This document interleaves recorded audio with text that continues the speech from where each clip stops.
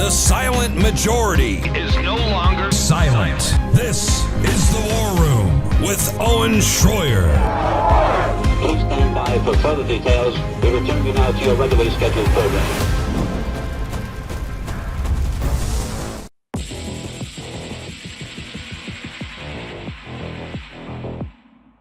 Meet Oliver Schwab. He is the managing director of the World Economic Forum. His sister, Nicole, is a member of the executive committee for the World Economic Forum. In July of 2021, she said that COVID was a huge opportunity to have their great reset. I see it as a tremendous opportunity to have this great reset and to use this huge flows, of money to use the increased levers that policymakers have today in a way that was not possible before. Their father, Klaus Schwab, is the founder of the World Economic Forum. 7 years ago, he announced plans to start tracking the entire population and merge everyone with a central machine, what he now calls the Great Reset. The Schwab family is working together with other families because that's how Team Evil works. You can call them the Illuminati if you like, but they have no official name, and they are not illuminated. There is no telling how many family bloodlines are involved, but they keep it in the family for three main reasons, and they all have to do with power. First, and most simply, as a way to gain and maintain their fortune. Secondly, is to carry out long-term secret objectives. These families use insurance companies and private trusts to protect their own fortune from the fiat debt-based system that they created, and to generate the kind of money needed for a 100-year plan. The older generation outlawed natural medicine, introduced petrochemical pharmaceutical drugs, and polluted the environment. And now the younger generation is here to fix it with their totalitarian Great Reset. It's a multi-generational plan that works because of family loyalty and also because of the third reason why they keep it in the family: trauma-based mind control. Most victims of the CIA's trauma-based mind control program, MK Ultra, have come from families with a history of child abuse, because multi-generational child abuse makes a child more susceptible to mind control. And most of the characters we see as world leaders are not only actors on a stage, they are oblivious because they have suffered a lifetime of abuse and mind control. The overwhelming majority of people on Team Evil are not all in on it. They simply do as they are told. They follow orders and they don't ask questions. These families see having children as a means of gaining power and wealth. They see their own children as property, as slaves to do the family's bidding. But perhaps it's more like a cult than a family. Nearly 1 million child orphans were distributed throughout America and the Commonwealth in the late 1800s by an international secret society called the Odd Fellows. Delivered primarily by train, many of these orphans were born in private homes owned by the Odd Fellows and their offshoot, the Daughters of Rebecca, an all-female Masonic organization that featured symbols of mass breeding and fertility. Philip Eugene de Rothschild says that the Rothschild family alone has produced over 100,000 children in these secret breeding programs. Most of the U.S. presidents during this time were Freemasons. 4 of them were Oddfellows, and at last count, 34 U.S. presidents are directly related to Charlemagne, king of the Franks, who is believed by these Illuminati bloodlines to be of the Merovingian bloodline, a genetic set that they highly value. And Team Evil has always been obsessed with genetics. So it really isn't that strange to point out the similarities between Justin Trudeau and Fidel Castro, Angela Merkel and Adolf Hitler's mother, Barbara Bush and Aleister Crowley, or even Obama and Akhenaten. The only way these families and their abused mind control minions are able to control the rest of us is by dividing us. And if we, the people, could change that, then we could change everything. Reporting for InfoWars, this is Greg Reese. All right, big loaded show. Your phone calls. Owen Schroyer here hosting the War Room. Now we finally completed the triple-double. What are you doing today, sir? I'm f***ing you up. F***ing Infowars, f*** your followers. You're a f***ing fascist pig. The triple-double is complete. Owen Schroyer here with you live on this Wednesday, August 2nd, 2023 edition of the InfoWars War Room, brought to you by InfoWarsStore.com. Fastest 3 hours on the internet. Right now, we've got two guests slated for today. In the second hour, and I've been working on getting this guest on and this issue into the fore, obviously, so it might be a little off topic for today, but we already had this scheduled, and this is something we should all be coalescing around and building momentum around, and that's ending property taxes. And so we have an individual who's been fighting this for decades joining me, Eddie Craig, today. Then we're going to be joined by attorney and talk show host Kevin Slayton. We'll get his response to the latest Trump indictments and the developments in the Biden crime family. Now, I've already spent a lot of time on this today hosting the Alex Jones Show. And you know me, I don't like to be redundant, so I'm going to avoid that and instead open up the phone lines when we come back in this next segment. But first, let me do this.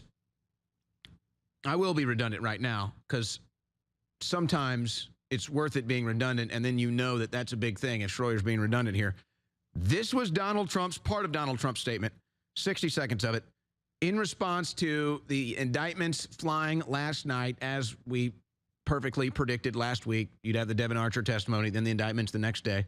Oh, how did you know? Oh, I don't know. The deep state Democrats and the corrupt political establishment's pretty predictable, actually. So here was Trump's statement last night that had me all kinds of fired up, and I'll explain why after you hear it. The country is in a very dark place right now.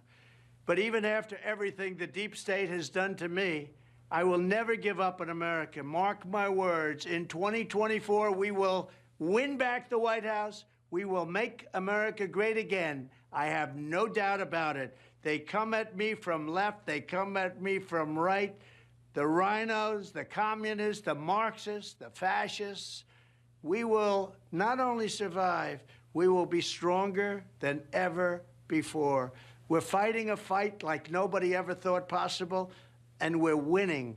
We won in 2016. We had a rigged election in 2020, but got more votes than any sitting president. We're going to win like never before, and we're going to make America great again. I can truly say, I believe, better than ever before. Thank you for all of your support and for all of your prayers. Now, folks, I got off air. It was a long day yesterday, and part of the reason why this fires me up is because of the stuff that we deal with behind the scenes that most people have no idea about and couldn't even fathom, even if we tried to explain. But Donald Trump is one of the people that does understand that. So I was a little exhausted and down after yesterday, down on America. And then I heard that from Donald Trump, and it charged me right back up. And as somebody who has seen this firsthand, I've seen what friends of mine have gone through, Alex Jones, Roger Stone. I've seen what I've gone through. I've seen what others have gone through, Mike Flynn. And when I see those men that I look up to, that influence me, and I see everything they've gone through, and I see them still fighting every day, I see them still focusing on the mission, not even their own hardships, but the mission, it inspires me to keep fighting. It reminds me that it's worth it. It reminds me of the great men that have come before. And it just certifies to me Donald Trump is the real deal. Now, just to be clear, not everybody in the crew here likes Donald Trump or would vote for Donald Trump. We've got Kennedy voters and other voters out there. I have friends that necessarily don't like Donald Trump either. But you know what? I was one of the first people in media to get fully behind Donald Trump when he was polling at 0% in 2015. I took a lot of crap for it then. I took a lot of crap for it on the streets. I went with my gut. I went with my instincts, and it was right. And my instincts are telling me that Trump is the guy to be the president if we're going to save this country. I'm not saying Trump is your savior. I'm not saying Trump is the perfect guy. I'm just saying the man is clearly fighting for this country. The man is clearly going through it because of that fight, and he doesn't give up, and he just gave us a message of hope and positivity in one of the darkest days in this country's history. So, yeah, I'm rallying behind that big time. I'm rallying behind that big time with many other Americans facing jail time, knowing it's damn well worth it to save freedom in the West. All right, we're going to take phone calls here in the first hour. Ahead of our guests joining us, I want to get your response to the indictment news and everything since yesterday. And again, I don't want to be redundant. I really honed in on this during the Alex Jones show with my own coverage, and then Roger Stone, and then Patrick Byrne. So if you do want to find my takes on all that, you'll have to go to the Alex Jones show. I just don't want to be redundant here. We have a lot of carryover audience, and I'd rather hear from you. So the number, your response to the Trump indictment, or what you're seeing as far as maybe your friends and family's response, or if you're noticing anything in the media like I am. An example would be I'm watching Fox News last night, and they have all these different guests going on there. And by the way, you know, they fired Tucker Carlson, but last night, a Tucker Carlson-less Fox News sounded more like an InfoWars transmission than ever before. So let's just put it like this. The normies are waking up. The cucked out conservative lights are starting to get a little heavy. Now, they're still in for a rude awakening, because what I believe is going to be revealed, because InfoWars always goes through it first, folks. It's just true. I wouldn't be saying that if it wasn't. It's just time and time again. So my guess is if this case with the latest indictment of Donald Trump goes to trial, and he starts presenting things like the vote Viagra for Biden in 5 different states at 3 a.m., if he starts showing the video evidence of the truckloads of ballots, them pulling the big containers of ballots out, the water main lie, the water main break lie, the ballot harvesting mules that was in the documentary film 3,000 Mules, the judge is going to toss it all out. The judge is going to say, nope, you're not allowed to see that. Nope, you're not allowed to say that. Nope, reject that from evidence. And then just reject discovery. Well, why would they do that? Well, that's what they did to Alex Jones. The opposition to Alex in court would make an argument. Alex's counsel would say, can you provide any evidence of that? The judge would say, don't need to see it. So when I hear this talk about this is going to turn around and bite them in the back, which Patrick Byrne was just saying on the Alex Jones show, it's no disrespect to him. He's an expert as well. I just believe you're going to see how rigged these court cases actually are. And it's going to blow people's minds, because they're going to say, why can't Trump submit any evidence? Why can't Trump ask for any discovery? This has never been seen in a courtroom before. Oh, except it has with Alex Jones, but nobody talked about it. But now it's Donald Trump. Everybody's going to see it. Everybody's going to talk about it. That's how I think it goes. And if I'm wrong, guess what? Then they will get the discovery, and Trump will have subpoena power. And all that proof that led him to believe the election was rigged will be presented to the public with more magnification and amplification than ever before. So either way, aside from the fact this just shows how corrupt the country is, and the ruling class, the political elite, are out to get Donald Trump no matter what, the two-tiered justice system, everything else. Aside from that, there's potentially 2 major good outcomes with this.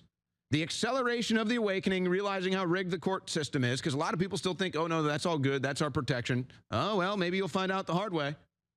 Or Trump does get discovery, does get the subpoena power, reveals all the stuff in the courtroom, and then it's undeniable. Whether it happens next year or not, that's the 2 potentials I see here. So we've got more on that, but the phone lines are lit up. We are going to take your calls next segment. I do have some other stuff for you today as well, including we've got a Darren McBreen video, 5 minutes of Democrats denying election results. I found another video that somebody else produced, 10 minutes of Democrats denying election results. So, I mean, at this point, I've said it a million times. I'll say it a million more. The American left liberal progressive Democrats, folks, they have consciously now decided they are the bad guys. They will be history's actors as the bad guys. They have fully embraced it. At this point, if you can't see that, then you're just not paying attention. Why do you say that? Because they just indicted Donald Trump for his free speech. They said that he was calling for violence, and then in the indictment, they shared his tweets and his statements calling for peace. They indicted him for doubting an election result. The Democrat Party has denied every presidential election result they've lost in the 21st century, and I've got almost half an hour of Democrats denying election results, taking it to the Senate, taking it to the Capitol, rejecting electors. They've done it for decades, literally decades, and now they've indicted Donald Trump for doing what they've been doing for 30 frickin' years. So if you can't see that two-tier justice system, but it's not even the two-tier justice system. It's a hierarchy of power. It's a ruling class. We have a ruling class. We, the people that are supposed to be the governing force of this country, we, the people, we have lost control of our country. We have lost control of our future. We have lost control of our political system to the ruling class, and now we see all their different actors like Jack Smith, like Anthony Fauci. That's the revelation. And there's something else lurking here. It's like I can't see around a wall. I can't see around a corner. I can't see through a wall. But, you know, if there's something standing over there making noise, or there's something standing over there that just stinks, you can smell it, you know it's there. There's something else that's behind the next turn here, folks. And it's the understanding. Let's not even get theoretical. I mean, folks, this is not politics. Jack Smith is not going after Donald Trump strictly for political reasons. And I know that sounds counterintuitive because that's what it appears on the surface, and on the surface it is. No, this goes beyond politics, folks. This is about power. This is about control. This is about something even more disturbing than what's going to be revealed. All of these individuals going after Donald Trump are involved in something beyond politics, folks. Again, I'm not going to get conspiratorial. We can talk about the Epstein Island. We can talk about the blackmailed pedophiles, the blackmailed homosexuals that cheat on their wife and everything else, the people that have interns dead in their closet. We can talk about all of that, and we can get theoretical. But I'm just saying, there's something lurking behind this wall, behind this turn. It's more than politics, folks. If you can't see that, there is something dark and twisted that these people that want to get rid of Donald Trump are involved in, and that's why they're doing this. You don't blatantly expose yourself as this corrupt unless you're hiding something truly disgusting behind the scenes. So yeah, we're talking Podesta emails. We're talking Marina Abramovich Satanist worship ceremonies. We're talking Epstein Island raping boys and girls. That's the same people going after Donald Trump. So it looks political, which is bad enough, but it's way beyond politics, isn't it? It's something else. And that's why they're so pissed off, because Donald Trump showed you the sound of freedom that shows child sex trafficking, how the government helps cover it up, and then came out the next day and said death penalty for child sex traffickers. Boy, who would get mad at that? Oh, I don't know, pedophiles and child sex traffickers? So again, not to get too conspiratorial or theoretical here, but I mean, it's pretty clear. We're beyond politics at this point. All right, we got a situation at the Capitol today. Apparently an active shooter situation. I've not heard any reports of gunshots, but they're treating it like an active shooter situation, evacuating the Capitol police trying to get people outside. So now they're saying no injuries and no shooter, and I guess it was just a phone call that led to the evacuation. It's been odd following this story, but wanted to at least mention that. And of course, if they eventually blame this on Donald Trump to deny him bail, I think we have a pretty good idea of the agenda, don't we? So if we have anything new on that, I will let you know. We are about to take phone calls. Ladies and gentlemen, great news for you, the InfoWars store shopper. the vitamin mineral fusion enthusiast like myself, vitamin mineral fusion is back in stock and 25% off at InfoWarsStore.com. Why do I start every morning with vitamin mineral fusion? Because it's got 100% daily value of so many different vitamins and minerals that you don't get in your daily diet. Vitamin A, B, C, B12, C, D, it's got it all in E. I mean, you name it. You can go see the label for yourself to find out all the great. In fact, why should I wait? I've got a canister right here.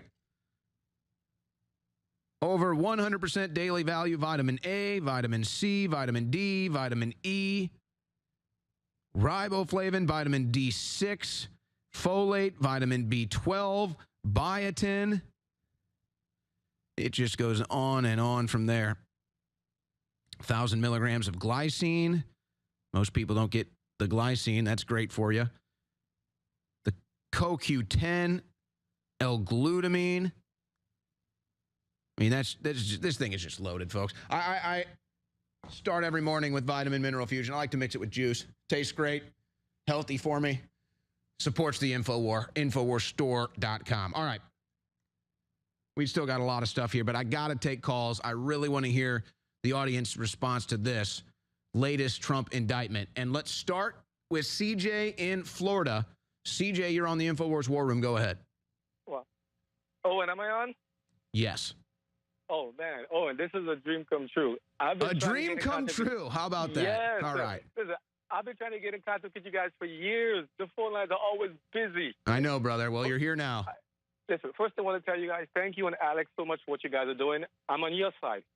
What I want to tell you, though, is that I'm going to play devil's advocate with you a bit, okay? Because I'm listening to you. I'm listening to the callers. I'm listening to the guests you have on all the time.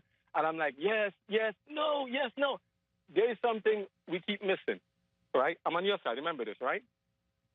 Did you hear me okay? Oh, yeah. I'm anticipating I'm anticipating here. Okay. What I'm saying is this. I work in healthcare, okay? I've been in healthcare for 18 years plus. And I'm like, I've seen it. We work with the COVID patients, all that stuff. Watching Trump, I supported Trump, voted for Obama, voted for Trump, all that stuff. And I'm like, do you know about the Jesuits? Do you know about Hegelian dialectic and some of the things? We call it conspiracy theories, but not conspiracy theories.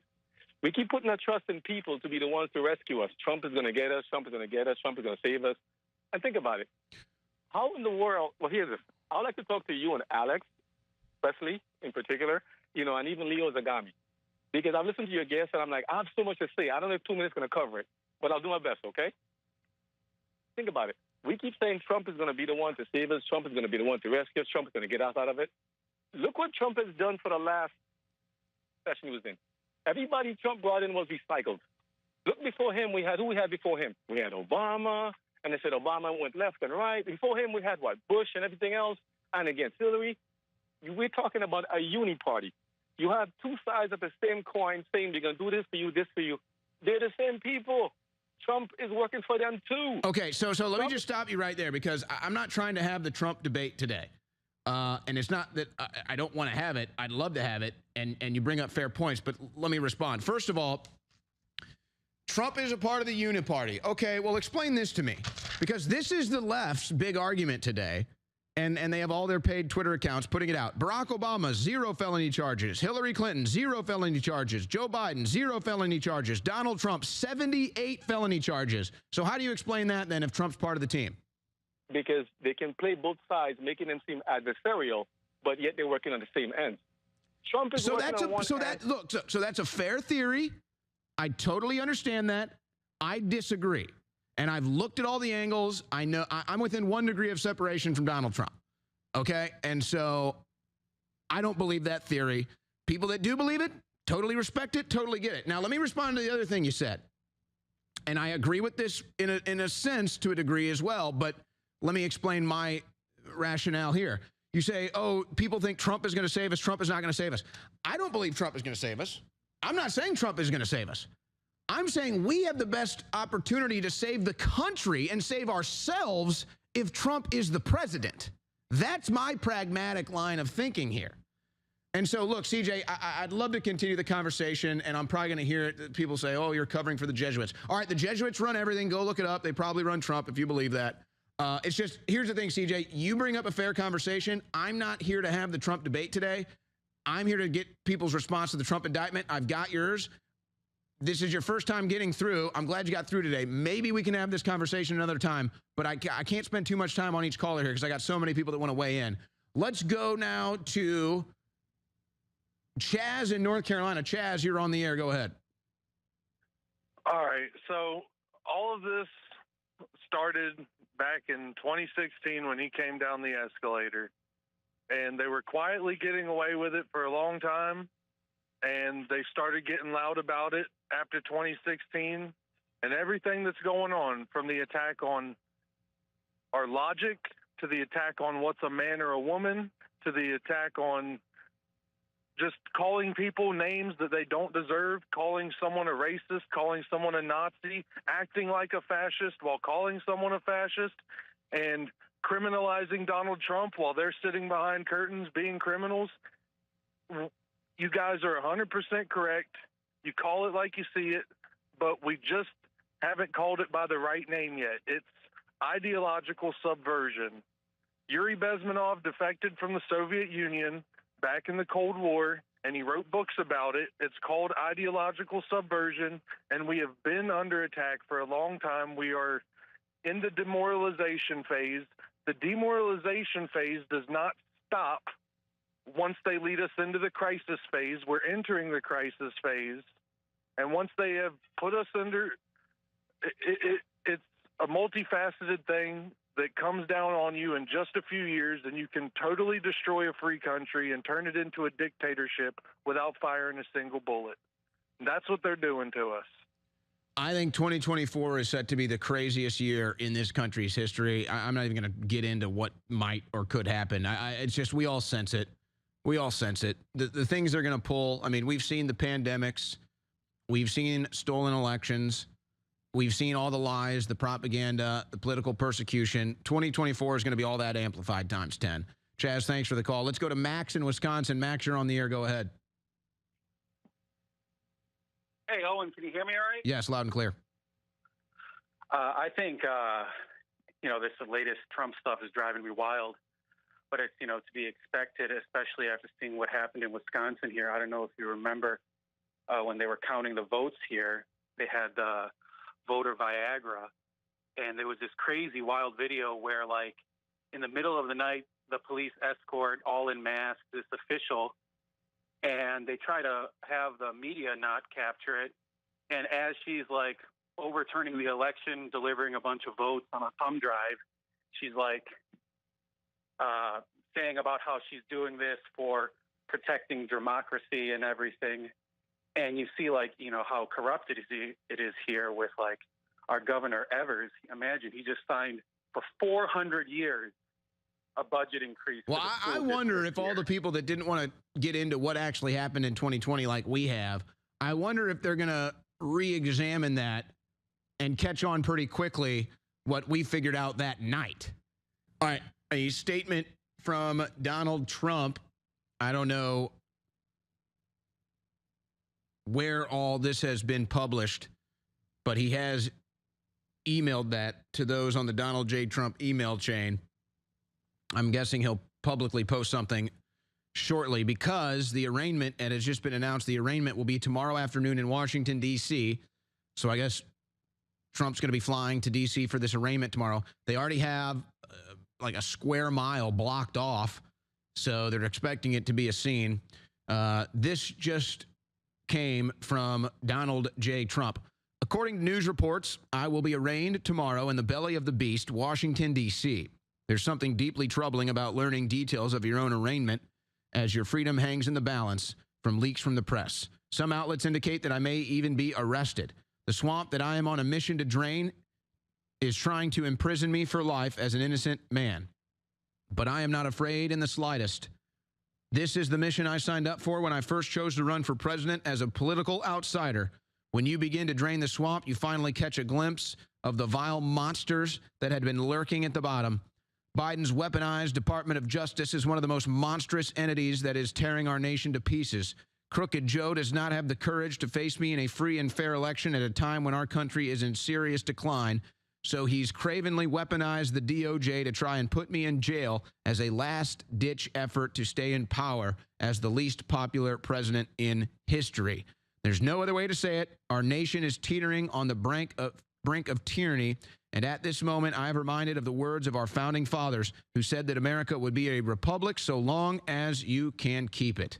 We will soon find out if we can keep it. Donald J.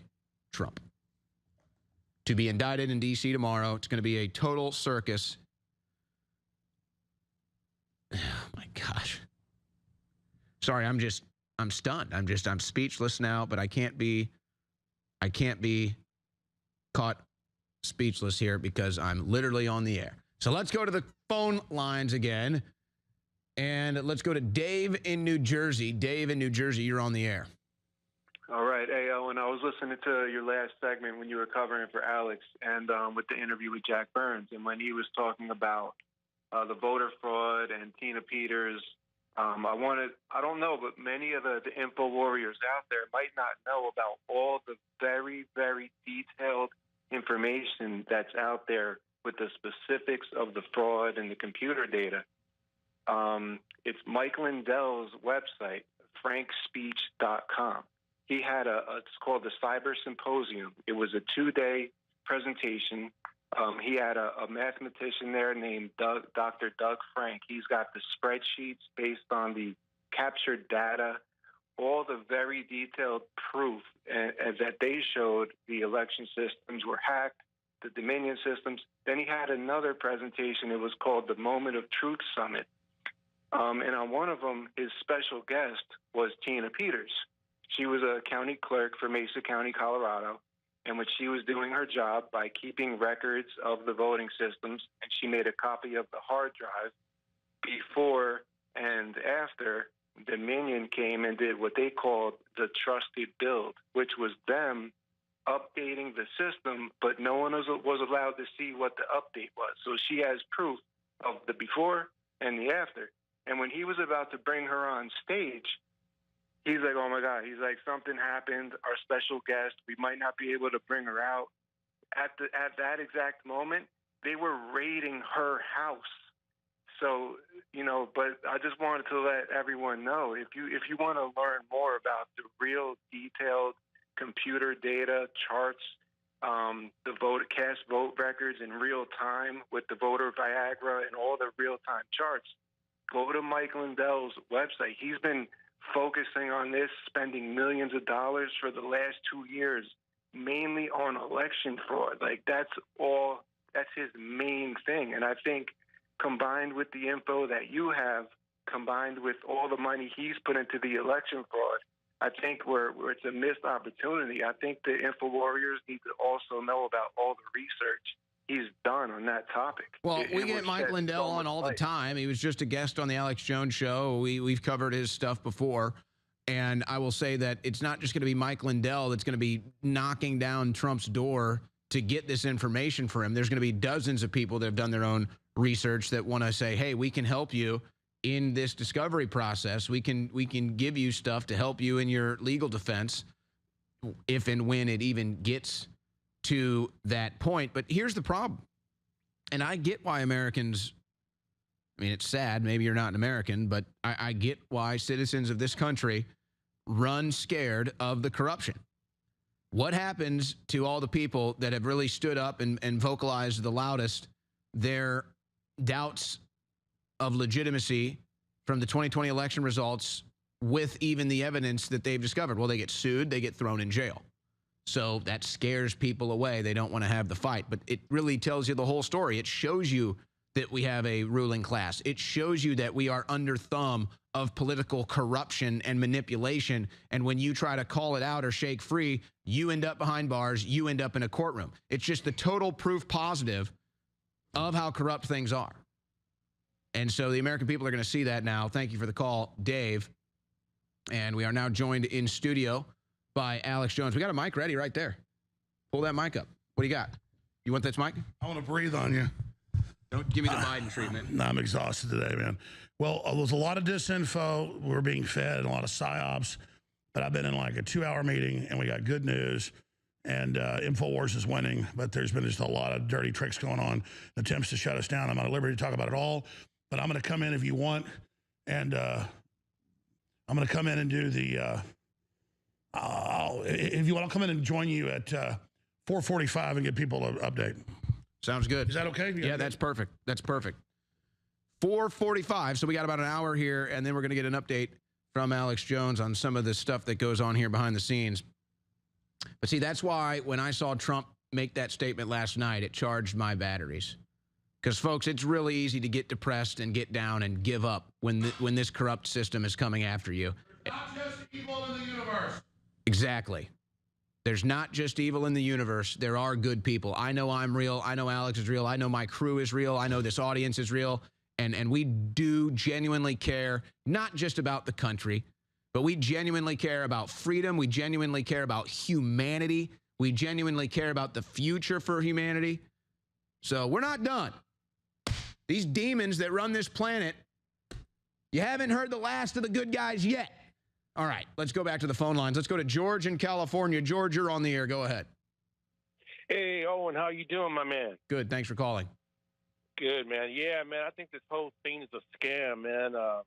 But Trump is innocent, man, and they're just doing this just to do a show, make the people think that he is going to jail, but he's not, man. I'm just praying that he doesn't.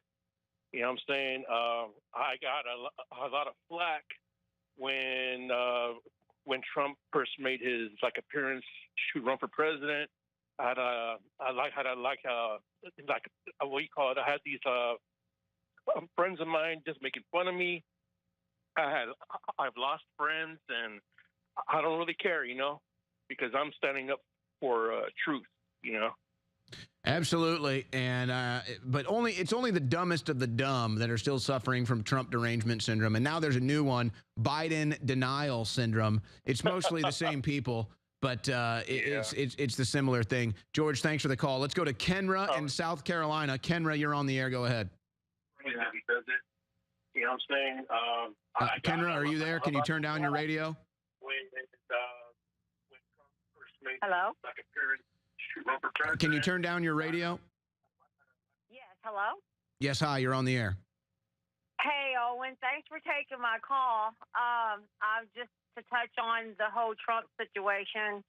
I never thought I'd ever see this happen in America.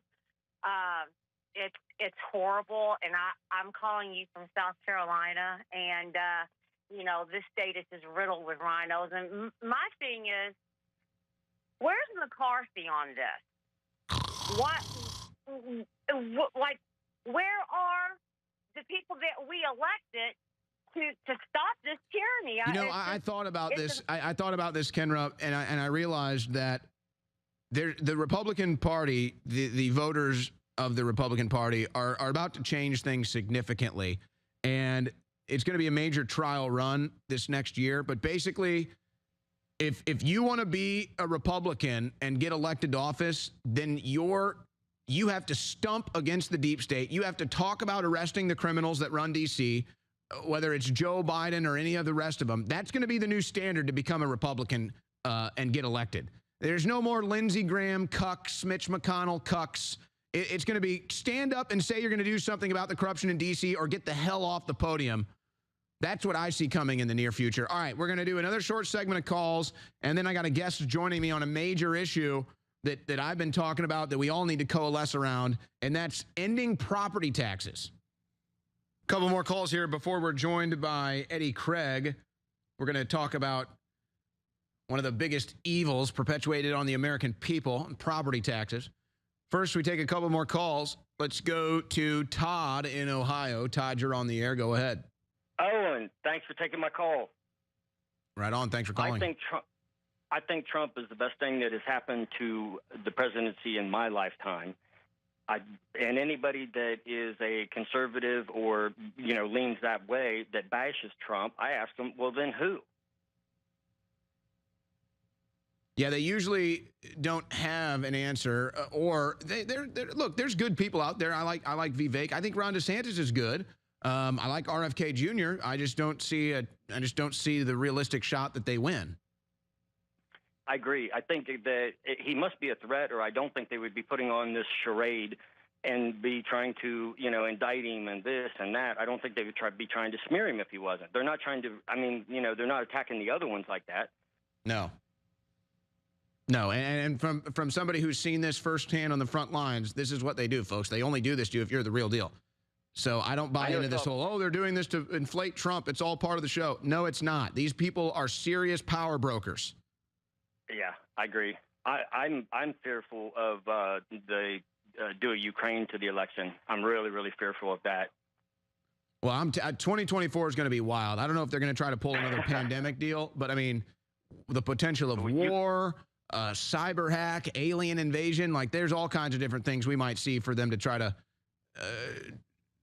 stop us from even having an election. All of the above. Yeah, exactly. Just like roll it all out, man. All right, Todd, thank you for the call. Let's go to Jim in North Carolina. Jim, you're on the air. Go ahead. Hey, Owen, before my comments, man, I've owed you Best Investigative Journalist at the American Liberty Awards today. Thank you, sir. Sure.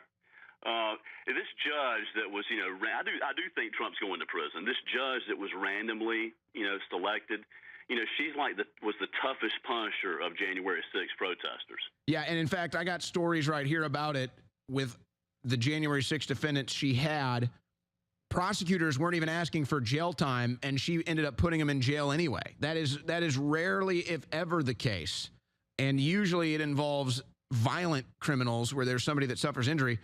She went ahead and threw these protesters out there in jail without the government even asking for it. Yeah, a Texas mortgage broker who just posed for a selfie in front of protesters that had breached the building. I mean, are you kidding me? I mean, that's what I'm saying. How can the American people still be asleep to all of this?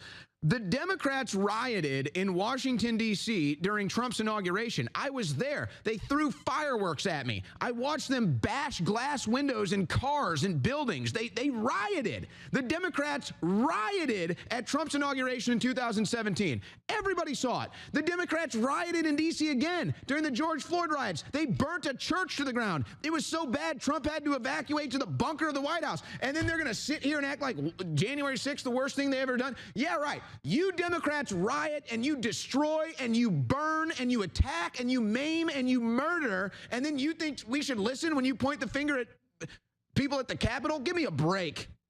But then you see it. But then you see it in the justice system. Oh, a Democrat liberal that burnt a building down, you get your charges dropped. Oh, you took a selfie in front of the Capitol, you're going to jail. Yeah, an Indiana hair salon owner celebrated on Facebook. Yeah, put her in prison. They're coming for all of us, man. That's what imagine the wake-up call. You go to Washington, D.C. for a peaceful protest, a rally for America. You get involved in a wild day, 1.5 million people, things get out of control, and now all of a sudden you're in jail. It's like, yeah, folks, this Democrat Party is radical left-wing communists. They will arrest their political opposition, and if that isn't enough, they will kill you.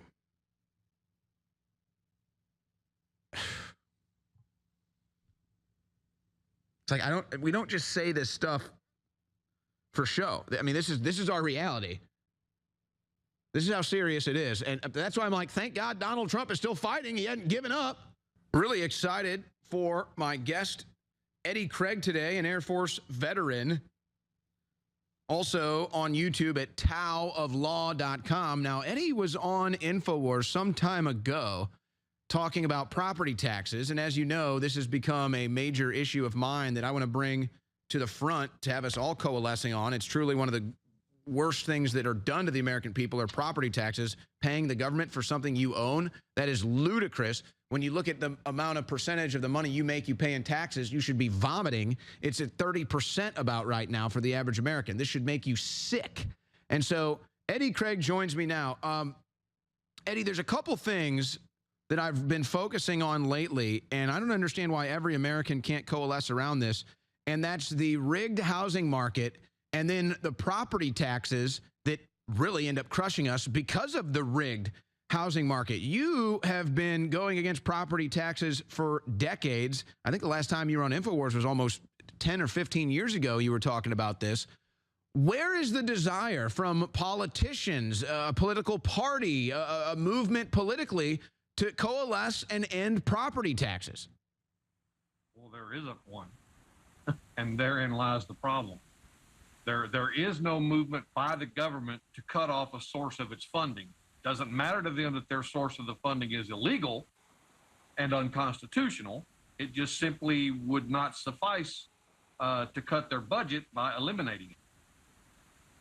Now, what's wild is, and I guess this just shows the slave mind that so many Americans have, is some people will actually argue that they like taxes, which I say, well, why don't you pay more then? Don't make me pay more. I don't like taxes. If you love taxes so much, why don't you pay more taxes? But I actually see this. I go on the streets, and it's mostly left-leaning people. They say taxes are good. We need more taxes. What? What in the hell? How does somebody come to that understanding and that belief? Well, they come to it because they have a complete lack of understanding of how those taxes are actually used and whether or not those taxes are actually used to benefit them. A lot of people are under the mistaken impression that government collects taxes in order to spend it wisely upon benefits for the people. That's not the case. Most of the money collected by the government is lost through fraud, waste, and abuse. Very little of it is actually spent on providing services to the people. Evidence of that is in watching how things work these days. I mean, it takes literally forever to get a cop on the scene of an actual crime, the fire department to show up at your house unless you're within close proximity to the fire station, the mail system, the government services you go down to your public buildings to get access to. It takes forever to get anything done. And that's because the money that they steal from us is not being used to improve those services and benefits to the public. They're being used for things other than that. But the people you're talking about are under the mistaken impression that all the taxes are used for us, and that just isn't how it works. Yeah, just look at the money that gets spent on the war in Ukraine, $200 billion in less than 2 years. Look at the money that gets spent on illegal immigration. Apparently, they just took I don't remember the number, a multi-million-dollar bus ride, a single bus ride. It cost $1 million to transport immigrants out of New York City. Somebody's stealing money in that deal of our taxpayers. Yeah, it's the same thing with the climate change hoax and where they're trying to get climate taxes and everything else from. This money is being used to augment other programs, not the public. Now, you've done the groundwork on this, and I mean, like, literally gone and gotten a shovel to dig some of this up. You found a Texas land patent. I have it here in front of me. I mean, like, where does the argument begin and end? Where do we start? Where do we get people to understand, hey, property taxes are illegal. You own your land. You own your house. You shouldn't be paying the government to have property. Well, it begins with, at least as far as Texas is concerned, with the Texas Constitution. The Texas Constitution specifically created the Texas Land Office. The entire reason for the existence of the Texas Land Office is to check deeds or title to property, so for the purpose of issuing a proper land patent to the property owner once the transfer of that land has been completed. As you can see from the document I sent you a top copy, a top scan of the document and a lower scan. The top scan shows that signature, the very first signature that you see in that document is the governor of the state of Texas at the time the patent was issued.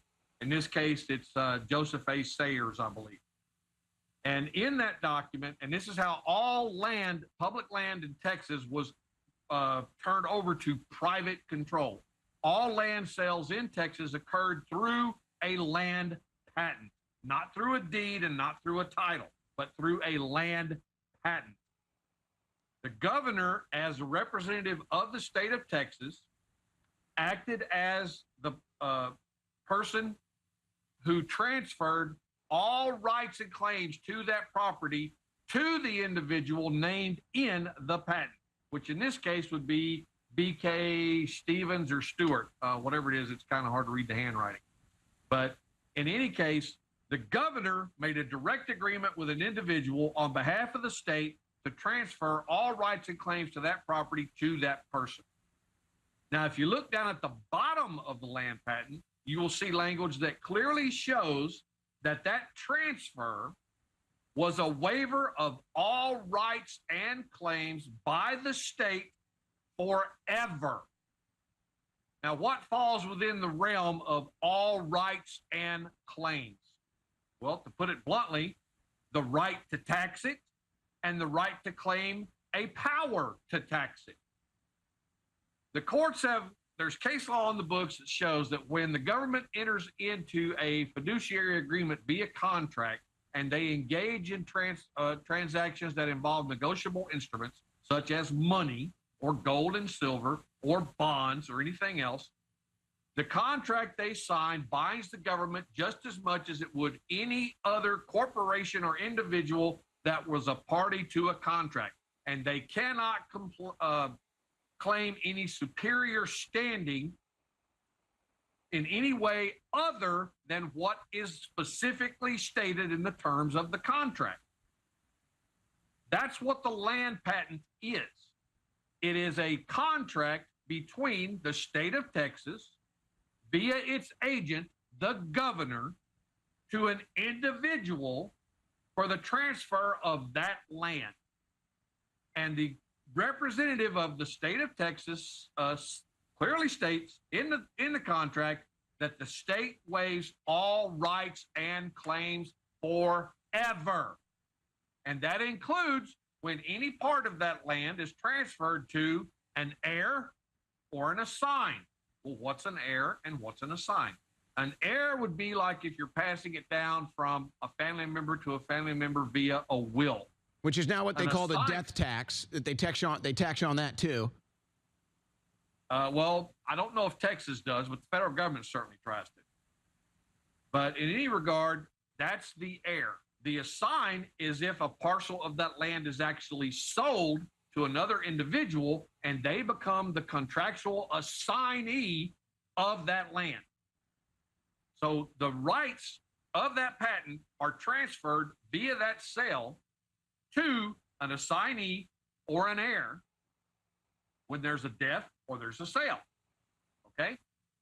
Now, the purpose of the land office is to investigate that original patent, ensure the proper boundaries, property boundaries on it are still in place, and that the part of that land that was sold to that assignee or given to that heir via a will is actually given an updated patent in the name of the new heir or the new assign. That's the whole job of the land office here in Texas. The general land office's responsibility was to issue the new patent. But back in the 60s, I think it is, they stopped issuing patents on transfers of land and instead started issuing deeds and titles. So let's go into that next after this break. We're up against the break here. And so I wanted, where I was going to go next is what has happened since 1902 when that was signed. And then I also want to get into, has this ever been challenged in court as far as you know? We'll be right back with the guest. Don't go anywhere. We're talking property taxes with Eddie Craig. And why am I focusing on this? Because I was given this advice as a young man in media. Owen, find the void and fill it. Not nearly enough Americans are protesting these illegal property taxes, this blatant theft.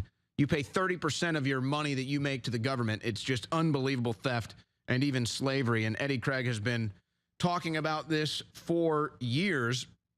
And so you kind of got into the background and you were about to get into what has happened in the 60s that hurt us Texans. So finish up with that. And then also,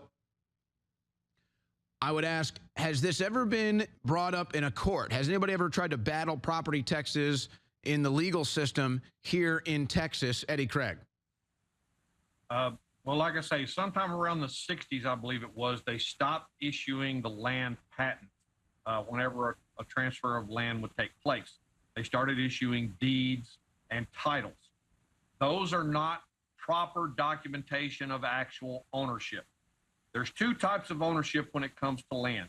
There is legal ownership and there is equity ownership. Legal ownership means you have the right of possession and use, but not the right of transfer or destruction. Okay? It's like going out and leasing a car. You can drive it, you can use it, you can let others use it. You can do anything with that car except sell it or burn it. Well, that's what a title gives you versus a land patent. If you had a true title to your car, instead of leasing it, you go out and you actually buy it. You can take it out, put it on a piece of land, drive it around, however you want to do it, loan it out as much as you want, run it into a tree, burn it to the ground, and as long as you're not trying to make an insurance claim for it, there's nothing anyone can say or do about it. Well, that's how the land patent is supposed to work. The land patent is what gives you true equity ownership of your land. And here in Texas, that equity ownership says that the state has no rights or claims to that land forever. And because they have no rights and claims, they did not reserve in the land patent. There is no language that says the state reserves the right to tax the property in any way, whether it be by mineral extraction, by ownership, by value, by anything. That's why the Texas Constitution strictly limits ad valorem taxes to real property and not to private property. There's a difference between the two. As far as challenging it in court, yes, it's been challenged. But in my opinion, it has not been properly challenged. Someone here a few years ago, while I was still living in Austin, took a case to court and sued over the property taxes, and the district judge found that he had no basis for his case because she put forth the argument that property taxes have been a long established part of our history. Well, in Texas, that is not true. It absolutely is not true. The land patent would have to contain language giving the state the power to tax the land, or they waived it through the forever language of the patent. So the way this needs to be approached to court, again, in my opinion, approached in court, is that we need to be suing the state of Texas for breach of contract. Then we need to add the counties and municipalities to the suit for tortious interference with that contract. Because the land patent is a contract between the state of Texas and the individual landowner named therein, who has a right under this contract to have equitable ownership of their property upon transfer and payment, which means the General Land Office is required to issue them a valid patent and thus prevent the state from having the authority to tax the land. If you actually look at a title or a deed, you will see that you are not listed as the equity owner. You are listed either as a tenant or as the legal owner. And like I said, those are very different things from an equity owner in the eyes of the law. Because of that, the state represents that they have the authority to tax the land, and you can't fight them over it because you do not have a current patent carried forward in your name, because the land office will not issue the thing, even though they're required by law to do so. Well, and I'd love to get into how we can maybe approach pushing back and ending property taxes in Texas. And the reason why I've decided to do this is because the governor here has flirted with the idea. He's even made some moves to try to, he gave like an $18 billion property tax cut. It's not much in the large scheme of things. It may seem like much, but it needs to be cut entirely. But there seems to be an open mind from Governor Abbott, at least with the idea of ending property taxes. That's why I decided to do the property tax protest in front of the governor's mansion in support of the governor's idea to end property taxes on September 23rd. of this year. I'd love it if you could make it there and give a speech as well. You don't have to commit to anything here, obviously. But has anything come from the Texas legislator? Has anything come from the Texas mayor that nullifies the original land patent deal? No, they can't. That would be an ex post facto law or an ex post facto executive order. They cannot nullify the original land patents that were issued back in the 1800s and the early 1900s by a law they create today. That would be a retroactive effect upon existing patents. They can't do that. That would be completely unconstitutional.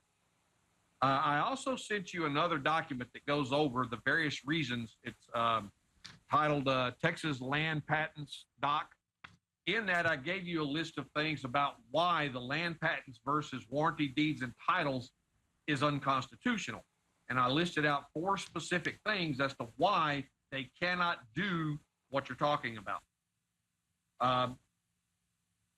As far as giving Abbott any credit for this, I would reserve on that. And here's why.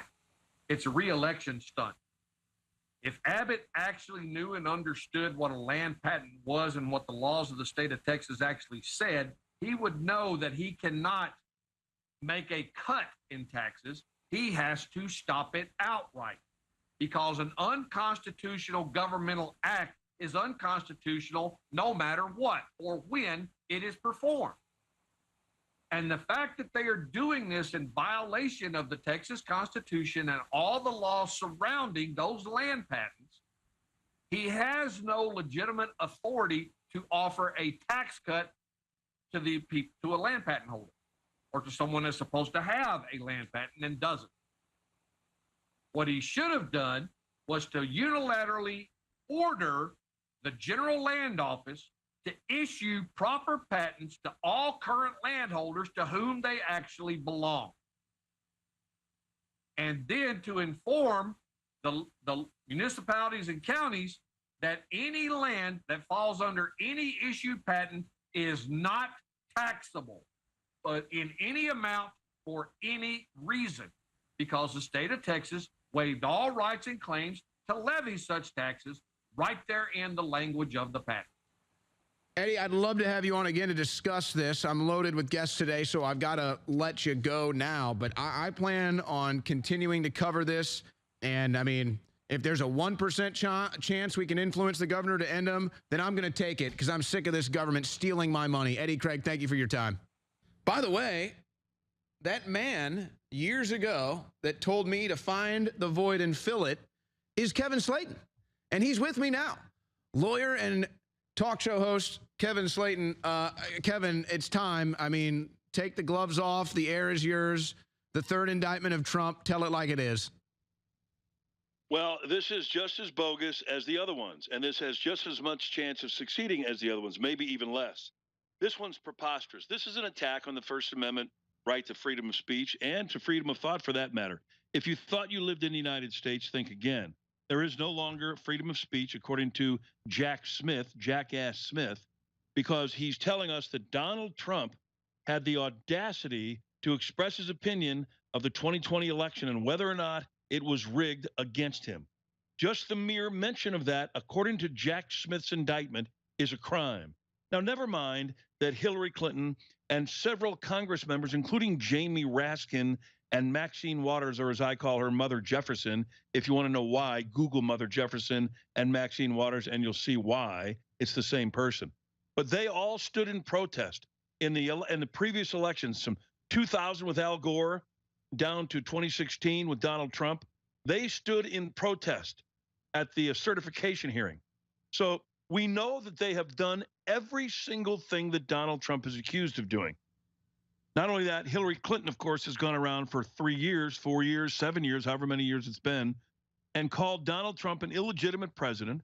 So has the little rotund Fats Domino, Jerry Nerdler. He has also said it, and not all of them have said it. They've all called him illegitimate. This is the same thing they're accusing Donald Trump of doing. Now, here's the deal. It's not illegal when the Democrats did it, and it's not illegal now. They have to prove what in the legal terms is called mens rea. Mens rea means you have to prove intent. You have to prove that Donald Trump intentionally propagated a lie about the 2020 election. And even if you did, let's just say you were somehow able to prove by some witness testimony, Donald Trump told me that he knows he lost the election, but he's decided to screw it to the American people anyway. Guess what? That's not against the law. But the problem for the Democrats and for Jack Smith is Donald Trump never told anyone that. You've read the whole indictment, you will know. There is no person outlined or identified in that indictment that says anything like that. Furthermore, when they quoted Donald Trump's statement from the Ellipse on January 6th, where he said he expects everyone to peacefully and patriotically march down to the Capitol and let your feelings known, they edited out the word peacefully. Can you believe this? In an indictment, they edited that word out. Oh, that's gonna, you know that's got to cost them when it, well, maybe not because of this judge, but I mean, any other case, it'd be like, okay, toss it. That'd be the death of this case. This is so fraught with fraud, so loaded with fraud, Jack Smith should be disbarred. This is the most preposterous indictment I've ever seen, and I'm not alone. People with much more criminal law experience than I do have said the exact same thing. Andrew McCarthy, a guy who's not a Trump fan. Jonathan Turley, a guy who's not a Trump fan. Alan Dershowitz, a guy who's definitely not a Trump fan. There is nothing to this. Donald Trump will never lose this case.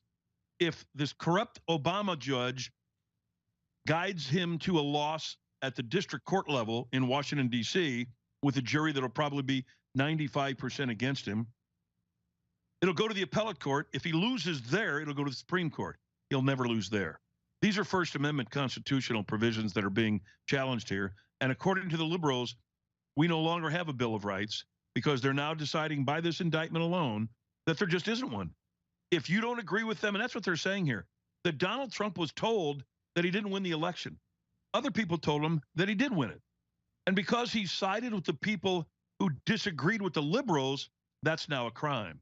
Try to follow that logic if you can. It has no chance of succeeding, much like the other ones. The goal here is the same, Owen.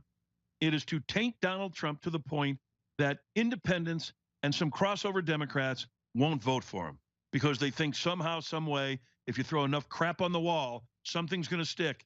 And if you keep accusing me of something, people are going to say, well, you must have done something wrong. They wouldn't do this. It's just human nature. And Mike Pence, who I see there on the screen with Donald Trump's social truth post, is one of the great frauds of all time. I'm glad you put that up. Mike Pence is one of the worst rotten sewer rats that this country has ever produced. He hides behind a phony Christian persona.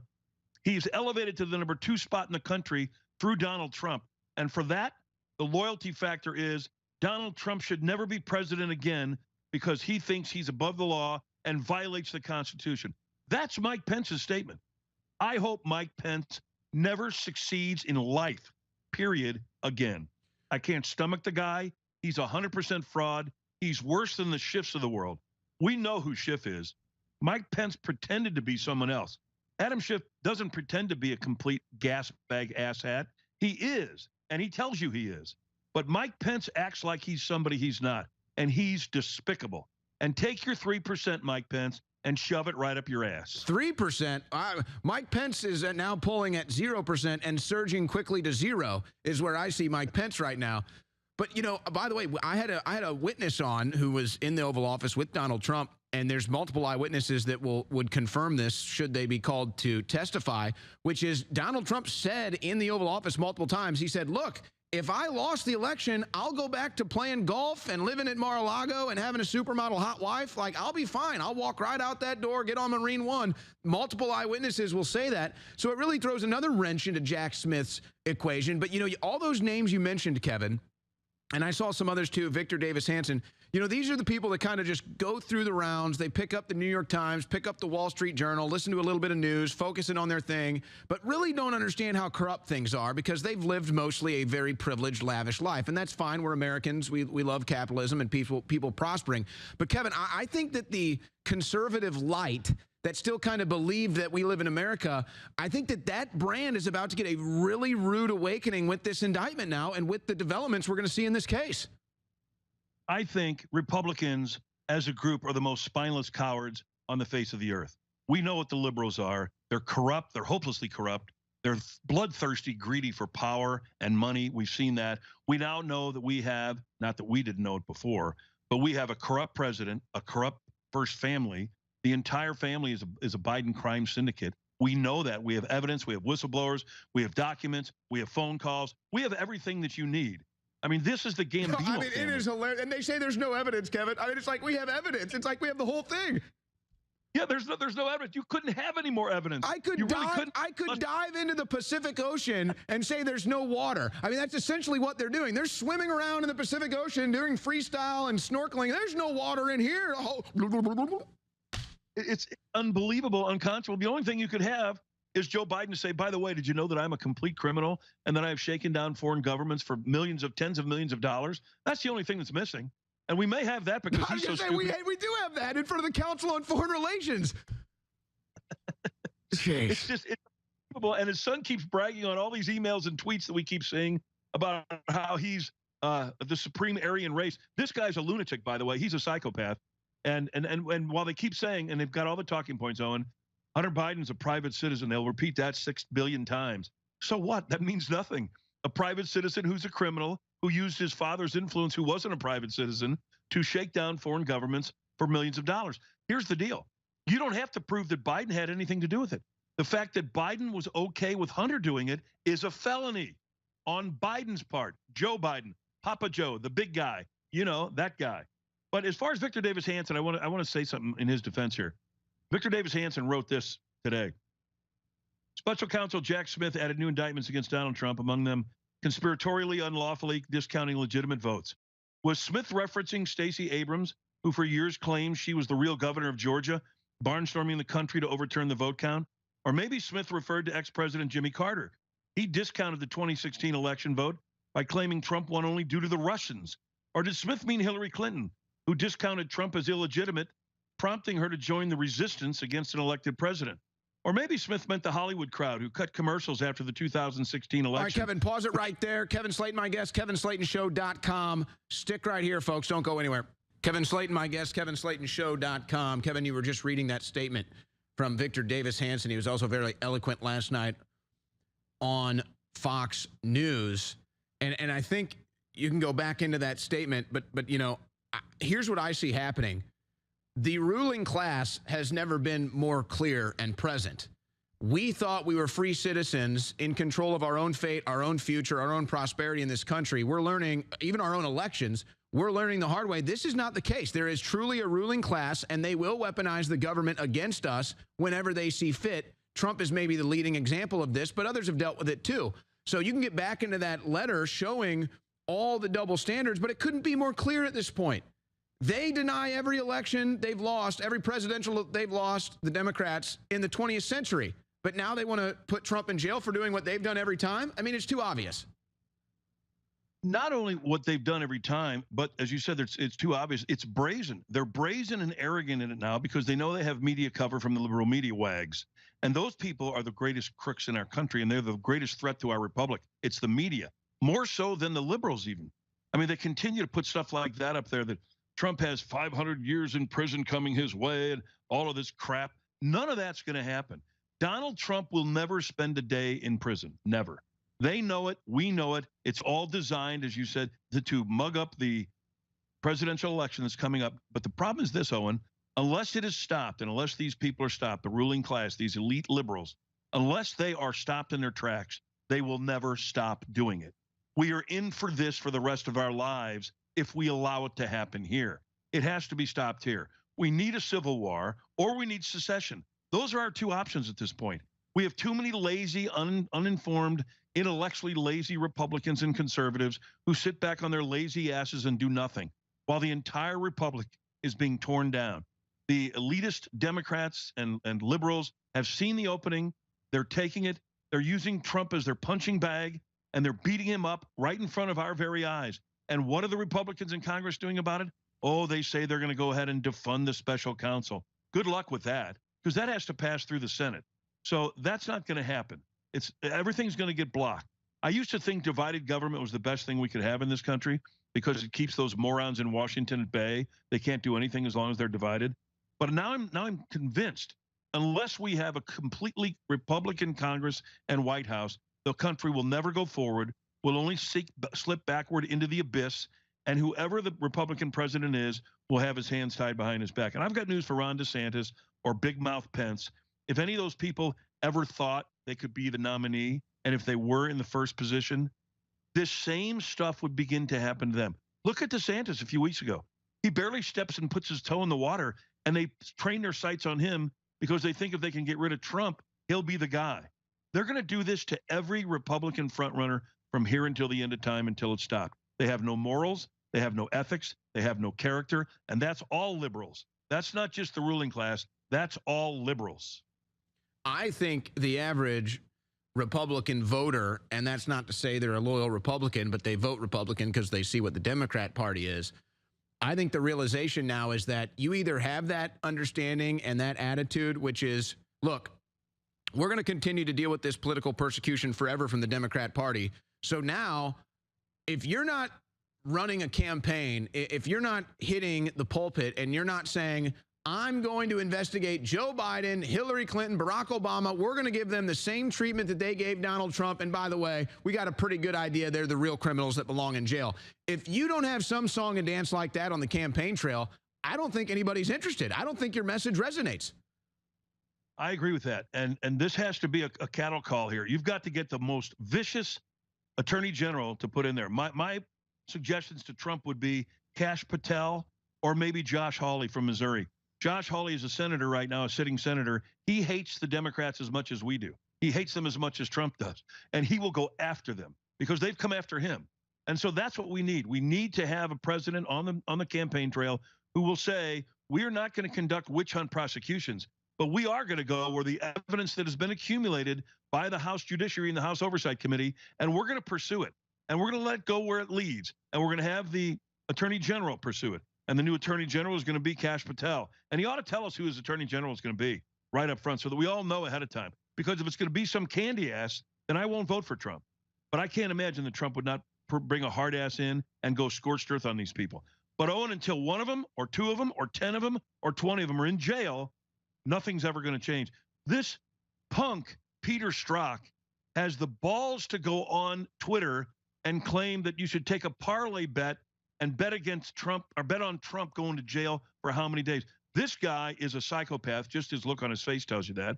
We've got Andrew McCabe, a liar who lied to the FBI, pontificating on CNN. What's his last name? He's so memorable. I've forgotten his name. Van Jones? Van Jones, who claims I'm sick. But he said, I was giddy all day knowing that Trump was going to be indicted. Giddy. Why would you be giddy about something like that when you know, unless you're an irrational human being, that all of this is fake, all of it's made up, and as you said, they're accusing Donald Trump of a crime that they've committed multiple times. Folks, it's not a crime. It's not a crime when the liberals do it, speak their free mind. It's not a crime when Donald Trump does it. They want to criminalize it for Republicans, and the Republic is at stake here. It must end now. By the way, I'm not even sure if you're aware, and it's talking about Van Jones. Van Jones was actually recorded on Project Veritas hidden camera admitting to the Project Veritas journalists that they all knew Russian collusion was fake. So he knows the whole thing is a lie, and it just shows you the type of people they are. But I'm sure, Kevin, I'm sure that the Obama-appointed judge from Jamaica, Tanya Chutkin, is going to be totally unbiased, and she's not going to look at Donald Trump as a white man, a rich white man that she's going to get revenge on for her ancestors. I'm so confident that's not going to happen. I'm so glad you're confident of it, because she will do that. She's already ruled against Trump in the case with these documents. She's trying to block some of these, and she's ruled against him already. She's the biggest danger to freedom of speech in this country. She is the most vicious judge on the January 6th political prisoners that there is. But here's what will happen. Trump's attorney is going to file a motion for dismissal and a motion for change of venue. If they lose on both of those, and they will lose in her court on both of them, they'll appeal both of those decisions. And so she's not going to have a say in this. She's done. She's finished. She is as corrupt as the day is long. And shame on Obama for ever appointing someone this corrupt. So you're going to have to go somewhere else, get it out of Washington, D.C. You might not get it out of Virginia completely, but get it down into the southern part of Virginia where you have a more fair chance. And let it go there, but make sure it's delayed until the cows come home so that we can get through this election and then get to the Supreme Court. By the way, if Kash Patel or Josh Hawley or Kevin Slayton becomes attorney general, these federal cases that they brought, that Jack Smith, this jackass, has brought, both will be dismissed. They'll be dropped for lack of prosecution, lack of evidence, and for lies. And then turn around and prosecute Jack Smith. By the way, do you know Jack Smith's record? It seems to me that every time he brings a case, it gets overturned. This guy is a pathetic failure as a lawyer. He looked as though he were going in front of the electric chair yesterday. He was ready to sweat bullets while he knew he was lying. Can you imagine standing there accusing a former president of violations of freedom of speech in this country, knowing you're lying, knowing nobody's buying it except the retards who call themselves liberals? Nobody else believes him. Everybody knows he's lying. Well, and I see that too, and I'm thinking, wow, I mean, they really must be scraping at the bottom of the barrel to find people that'll come up and do this. And it just makes me realize this is so beyond politics. I mean, this is so beyond politics. When you're scraping up to find people like Jack Smith to go after Donald Trump for obviously First Amendment protected activity in front of the whole country, seeing how fraudulently you're operating, I mean, there's something else going on here. I mean, it's even beyond power, influence. I mean, it's blackmail, it's secret societies. I mean, this is insane. I mean, honestly, it's totally insane. You hate to make Nazi references, but I am a student of Nazi history, and it fascinates me how an entire country could have allowed that to go on back in the 30s and 40s. But if you look at what's going on here today, you have all of those roles filled. Biden is clearly attempting to be a dictator by every fiat that he can imagine. He has brought his henchmen in, his Joseph Goebbels, who's now a black lesbian, the minister of propaganda. He brings in somebody like Jackass Smith, who is Heinrich Himmler running the Gestapo, or perhaps Christopher Wray is Heinrich Himmler. Perhaps we could use Hermann Goering as Jack Smith. But they're all the same guy. If you watch them, they all believe in the same thing. They are against freedom of speech. They're against freedom of thought. They're in favor of censoring the opposition. They're in favor of muzzling the opposition. Hitler would just kill them in the street. But make no mistake about it. If Biden could do it, he would do it if he could get away with it. They have not 1 ounce of caring about other people's lives. Look what they're doing to the Trump family. Yep. These people who are perverts, Owen, they sniff around through Melania Trump's underwear drawer. What more can you say about them? You can start and stop right there. And I would argue that they're already killing people in the streets with no remorse. Just look at the Ashley Babbitt situation, if you want one example. Kevin, we've got a short 5-minute segment. We got a short break here and then a short 5-minute segment. Stick around with me if you can. And then, ladies and gentlemen, we're going to be joined by Alex Jones in studio. It's been a loaded broadcast day. Kevin Slayton, my guest right now. We'll be right back after this short break. By the way, another friend and associate of Donald Trump was subpoenaed and raided by the feds today. Vince McMahon, who President Trump was speaking positively of just a few weeks ago on a podcast. Now he's been raided by the feds, but I'm sure that's all above board. I mean, the federal government is not corrupt at all. Of course, I'm being sarcastic. Now, Kevin, we were talking earlier about the Hunter Biden situation with all of the evidence, and it's pretty obvious where this is going to go. I'd probably be willing to bet a pretty heavily amount, maybe like an inch from my life, that if you go look at all of Hunter Biden's bank records and transactions, you're going to find money going to the big guy, Joe. You're going to find that. And so now all of a sudden you have to get Joe involved in the questioning and the investigation, which I think is ultimately inevitable. But, you know, there's another riff here. And I think the reason why the Democrats have an investment to protect Joe, they'd love to get rid of Joe, I believe. But this is about protecting Barack Obama, I think, as well. Obama had to know that Joe Biden was doing this. I mean, there's no way he didn't know. He put him in charge of Ukraine. He signed over the humanitarian aid after they got the prosecutor fired. I think this leads to Obama. I don't know how good James Comer's staff is at uncovering everything. They've been pretty damn good so far to get these bank records, which, by the way, are concrete pieces of evidence. There is no debating bank records. There's no debating these shell companies that they created to give, to launder money to grandkids. So clearly Joe Biden's getting money. These offshore accounts could be the key to finding the money trail to Biden himself. But here's where the money is. When Biden said, where's the money? Well, it's in your mansions, Joe. What politician can afford beach homes and mansions everywhere in the country? Only you can, it seems, and Obama.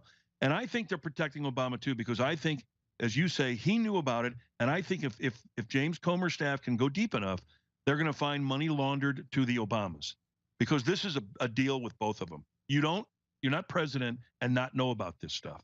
The phone calls, of course, by Biden to the business associates, as you now know, were just weather related. So do you usually call? Well, you don't have a son, but I do. When I call my son, if he's meeting with his business associates, and by the way, I never do, but if he were and I called him, I wouldn't say, hey, fellas, how's the weather going? How you guys doing? I have busier things. My life is busier than that. Joe Biden, as vice president, had nothing better to do than to pick the phone up. And by the way, that doesn't happen. There's always somebody who transcribes every phone call a vice president. Unless it's on a burner phone in secret, which is a whole nother rip here. That's right. That's right. And you will find that if they can dig deep enough. But here's the bottom line, Owen. If they find nothing else, they have enough to throw Biden and his criminal family, like his wife, that wench, in jail for life. They have enough. Now, will the Republicans pursue it when they gain power in the White House? That's the only question left to be answered. And that's really the ultimate question. And this isn't, see, here's the problem too, is the Republicans, and they have to drop all these fears, but it's, oh, we don't want to seem political. We don't want to do this to the nation. It's already been done. You're not the ones doing it. You're responding in proper manner. And by the way, you're going after the real criminals. Right, right. This little tit for tat thing that the Republicans are afraid of, this isn't tit for tat. They started this against an innocent man. They've destroyed his life or tried to destroy his life. You're going after the real criminals. I'm not in favor of impeaching Biden because impeaching him has no teeth. It's meaningless. You won't get a conviction in the Senate. Don't be like them. I would take the high road on impeachment. The key is, are you going to prosecute him when Donald Trump takes the White House? That's the question, because that's the only thing that matters. Impeachments are they're just phony ideas that somebody's being held accountable for something. They're not. They're not going to get convicted. And even if you were convicted in the Senate, you just lose your job. You don't go to jail. You go to jail in the courts, and that's where the prosecution through the Attorney General and the Department of Justice has to happen. It isn't going to happen with the little weasel Merrick Garland. Have you ever been so butthurt because a guy didn't nominate you for something like Merrick Garland is against Trump, where you try to destroy his life? You lie, you make crimes up. Oh, I've never seen a weaker person in a position of power. But Kevin, you know, they say Joe was calling Hunter to talk about the weather. It actually, he was. He said he was calling Hunter to find out whether or not he had his money. Well, he's trying to find out whether or not they shook down enough countries and we have that newest beach house that we want. That's it. And Yeah, perhaps let's hide that. Maybe a new Corvette, and they can stuff some classified boxes into the back of it too. Kevin Slayton, KevinSlaytonShow.com. Good to hear from you, Kevin. Alex Jones joins us next, folks. Don't go anywhere. If I was the deep state and I wanted to destroy America, I would rig the election with a puppet candidate. One that was so compromised that they would never say a word about it. I would create a false flag that allows for mail-in ballots. I would be in charge of the ballot counting machines. I would create a false flag to blame all who question the results of the election. If I was the deep state, I would prosecute anyone that went against me. I would sue and prosecute anyone that spoke up about the fraudulent election. I would use my powers to shut down all your internet businesses and bankrupt you. If I was the deep state, I would make everyone an example why you should never question a Democrat ever winning an election. I would imprison my foes. I would use my corrupt DAs and blackmail judges to destroy you. I would make sure all crimes I ever committed never happened. I would prosecute my biggest competition. I would make sure they could never run for office ever again. If I was the deep state, I would convince everyone that Ukraine Nazis were good and women are men. If I was the deep state, I would own every politician that mattered. If I was the deep state, I would push my pedophilia ambitions on you. If I was the deep state, you'd question your sexual identity but not the medical establishment.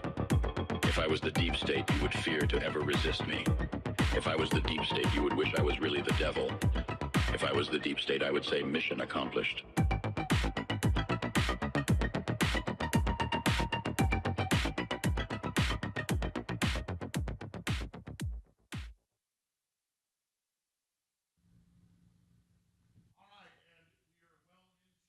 The third hour of the War Room. It's 5:07 Central Standard Time. Owen Schroyer doing a great job here. Alex Jones, give everybody an update on what I talked about yesterday morning and what I talked about on the War Room in the evening. A lot of folks have reached out. A lot of people have wanted more details of what I was specifically talking about. But here is the bottom line. You've seen what I told you about years ago, what we were the first to report on, the first. Intelligence agencies have been turned internally against the American people.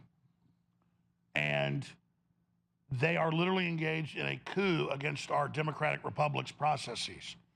And so there's incredible levels of disinformation.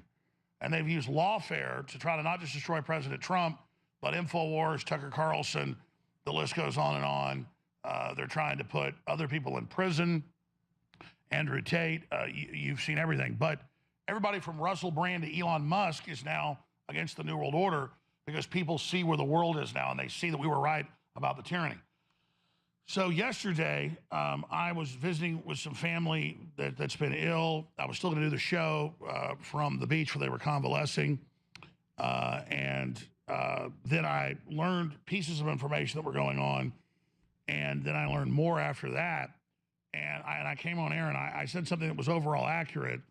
You know, I said there are plans to shut down InfoWars. And you've seen the plaintiffs' lawyers from the deep state in Connecticut and Texas say, we don't want money, we want to shut down InfoWars. And I'm not at liberty because a lot of this stuff is in confidential meetings and things like that to get into all the details of it. But they were basically telegraphing that they had a plan to go ahead and just shut us down outside of the law, because under Chapter 11, Subchapter 5, you're allowed to reorganize and keep a company going and stay on air and pay people what you can. And so I was simply firing the bat signal listeners and saying, listen, I mean, Justice Department, CIA, they're all involved.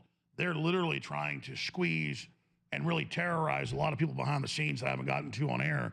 And I was simply stating that, well, I hadn't stated this part yet, so here it is. They learned, because they're surveilling us, that I've got a bunch of big offers. But I'm not going to abandon InfoWars. This is a brain trust, great crew, great operation. They'd see it as a victory to do that. So just because I can go do big shows right now and just explode, I'm not doing that because this is a brain trust. I'm loyal to this crew. I'm loyal to the listeners that have supported us. Our archive, our work, everything we do would take a year or so in the middle of this campaign to rebuild. We don't want to do that. So obviously they were surveilling us, a lot of dirty tricks behind the scenes. And they knew that I finally decided last week, and the announcement will be made next week, to go ahead and team up with one of the biggest groups out there. And when that happened, they went into high gear panicking, as if they thought I was bluffing about all this. But they've got our phones tapped. They're listening to us. We know that it's come out. They read our instant messages. You know, they give private access to all these tech companies. We're going to skip this break coming up. So there's a lot I can't tell you, a lot I can't get into because, you know, when you're in these meetings and things are confidential, you can't talk about it. So until a later date, because that's what you agreed to. And that's the regulations, that's the law. But they're hopping mad. That's why they're going after Trump, obviously. It's why they're going after everybody else, why they fired Tucker, why they're trying to intimidate Joe Rogan, why they're trying to do all these dirty tricks behind the scenes to silence people. Massive lawfare, not just against us, but thousands of other bloggers, organizations, and groups are being harassed by the deep state that's waging war because the deep state is losing. But talking through stuff with the people involved and knowing what the blueprint is, we're winning and we're having massive success. And barring the deep state filing criminal charges on us, which they're trying to do, and they've done with Owen, they're not going to be able to silence us. But we need your prayers. We need your support because you want somebody to fight for you. Hey, I'm fighting for myself. We're all in this together. But you have to understand, we need your prayers. We need your support. The one thing they can use, in which they're trying to do, in a Chapter 11, Subchapter 5, is if we don't have enough money to show that we're solvent, they can shut us down. Now, we're in the black, not a lot, but some. But we need to show that we're robust under federal law because the courts, they don't fully control yet. They don't control all the federal judges. And so far, I think we've got a good judge. And so without getting into all the inside baseball, a lot of stuff went crazy last week when they've got the phones tapped, they've got everything going on, and they know what's happening. But if you think Elon Musk is the only one out there realizing free speech is the way to go, it's a seismic shift by all the major groups other than the Daily Wire. And I'm not trying to put the Daily Wire down. It's just that they're kind of playing inside baseball themselves with the system, and they're they're basically communicating with the system. I think the system will get them later. I'm not saying they work for the system, but they're basically still agreeing to be patriot constitutionalist light. But the other groups, and I mean all of them, Rumble, Steven Crowder, even the Blaze, and all these other groups, highest levels, can sense the renaissance, sense the victory, and really don't care and want the fight now and aren't going to shut up because their listeners aren't buying anything now and demand they go all the way. And I'm not saying that with Crowder. He was already awake and already strong and didn't need to see the crowd go his way.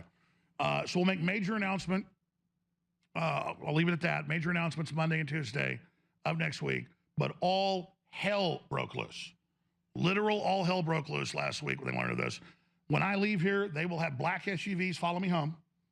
They've had helicopters over my house.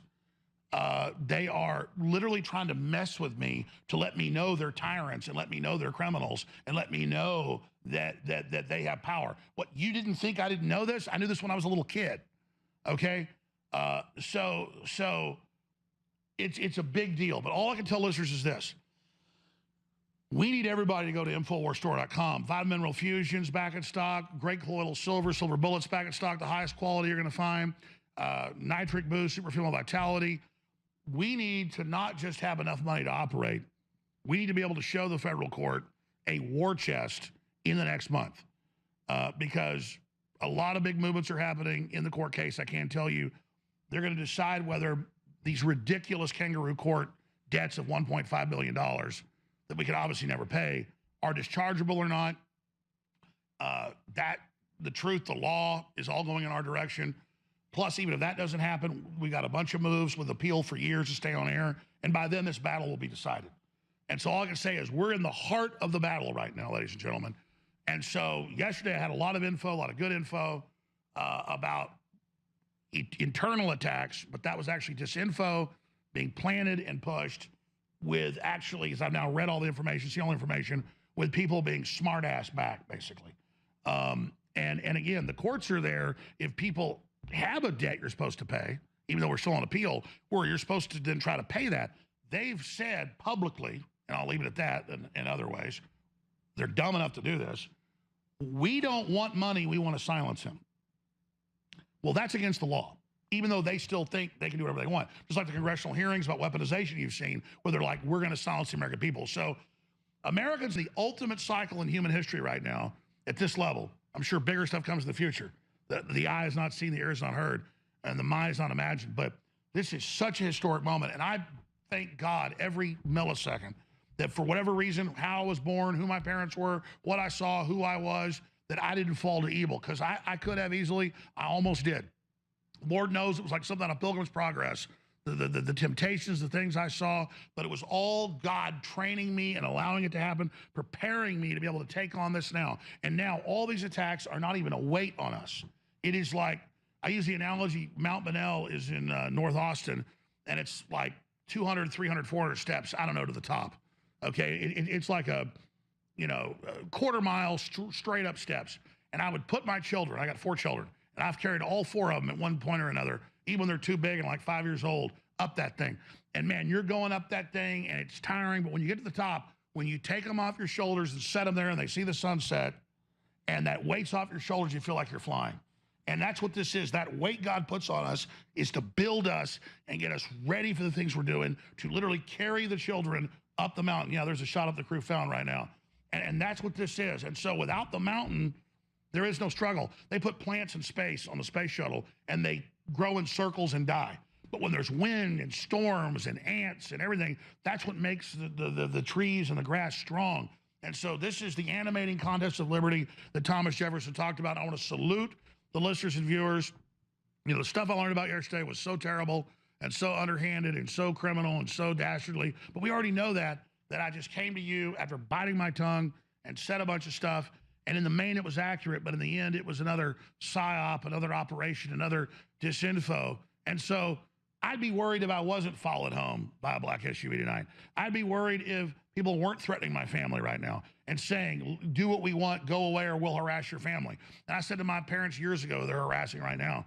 They said, son, don't even ask. It's a pleasure. And so it's a pleasure to be with this crew.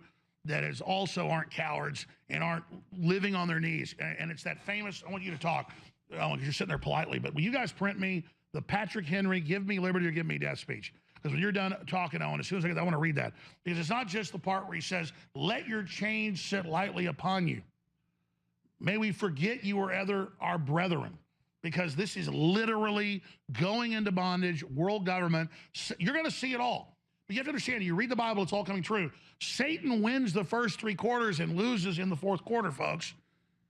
He wages war against us for a season and then fails. But we have to go through that fight. We will win in the 4th quarter. The enemy's powering up with all its might. You see the big awakening. You see how people they're killing. And all the confirmed news of babies dying from the shots and everything. And it's horrible, it's terrible. And that's the enemy literally beginning to exert its full force. Has been preparing for thousands of years now, planned out against us, getting control of all the systems to now launch this assault on us. And it's going to fail in the end. You know, this is like a roller coaster, Alex, except that the track hasn't been laid yet. So it's like we're on the coaster. We don't know what track is going to be laid next. And the reason I say that is because we've gone back and forth. I've had moments where I've been upset with Trump. I've bashed Trump. Right now, I don't know if I've ever been more supportive of Trump because of what he's going through and because of the speech that he gave last night, the message he gave to the American people of positivity. We should play that again. Like it was so, because here's what it is, Alex. We're on the front lines. And this is the analogy. It's like, imagine we're walking through the whole army of American patriots and everybody that's here with us, but we walk past everybody to the front. And we know we're going to go into that bloodbath first, and we're going to take stabs and arrows and knives and everything. And everybody's just kind of watching us walk to the front like, there they are. There's the front lines infantry. There's the badasses. Like, yeah, you guys are about to watch us get slaughtered. It's pretty crazy, isn't it?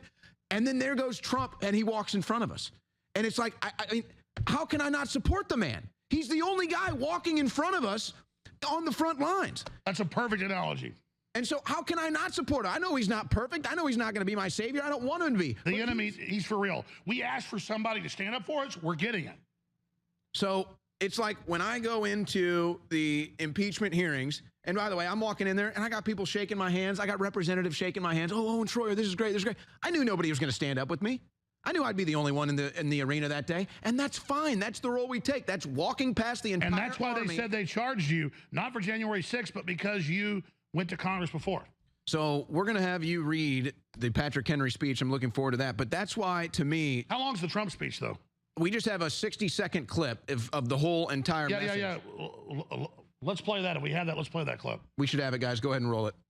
The country is in a very dark place right now.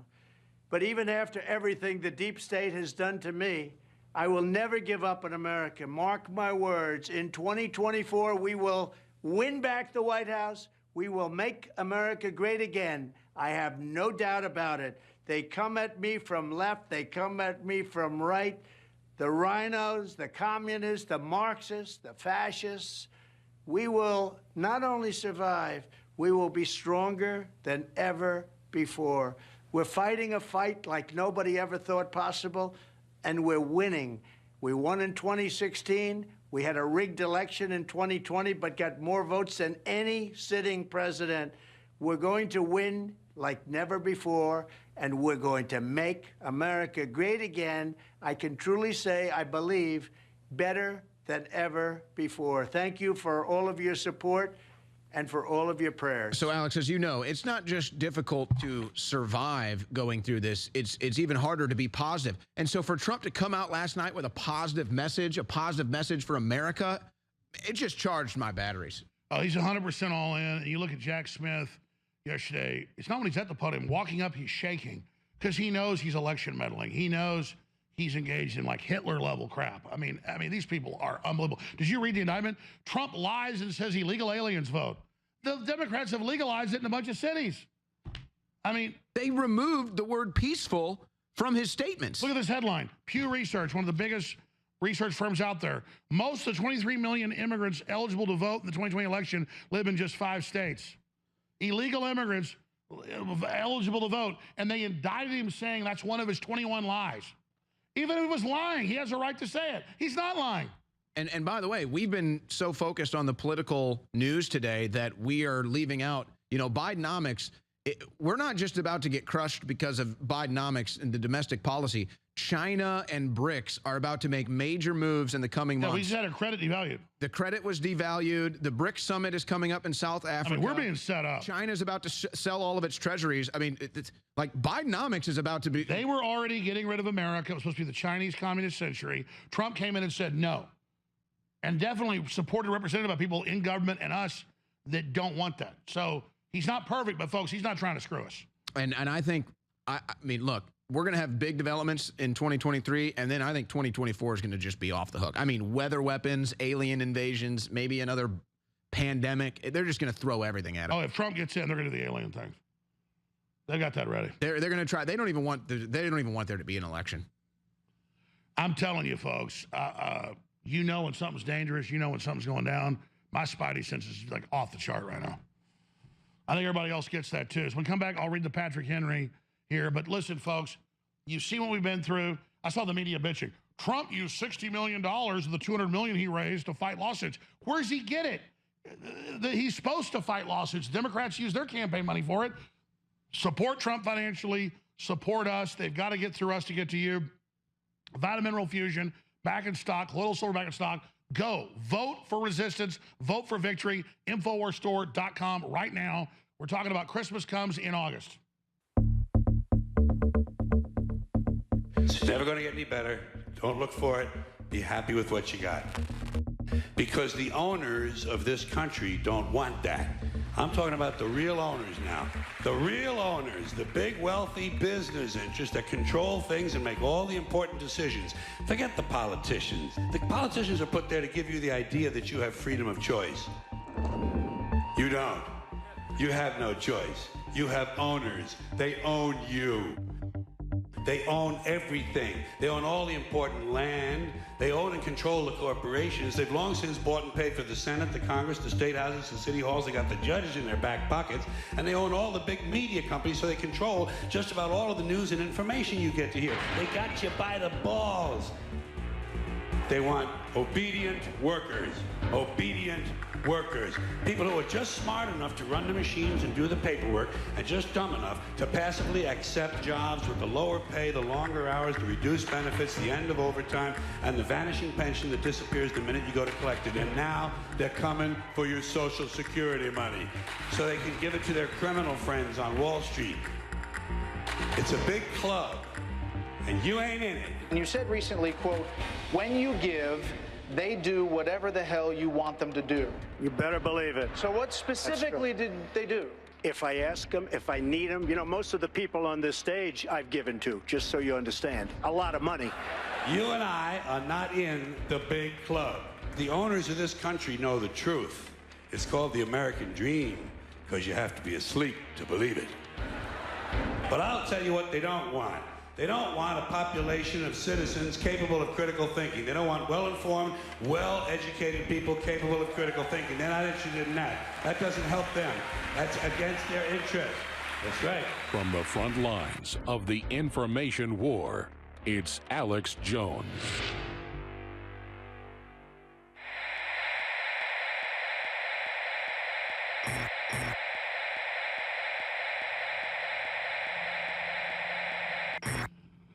All right, so people usually just quote a little bit of Patrick Henry, but I thought I would read the whole speech. It's not that long. It's like 6 pages long here of big type. So I'm going to go ahead and just read this on air.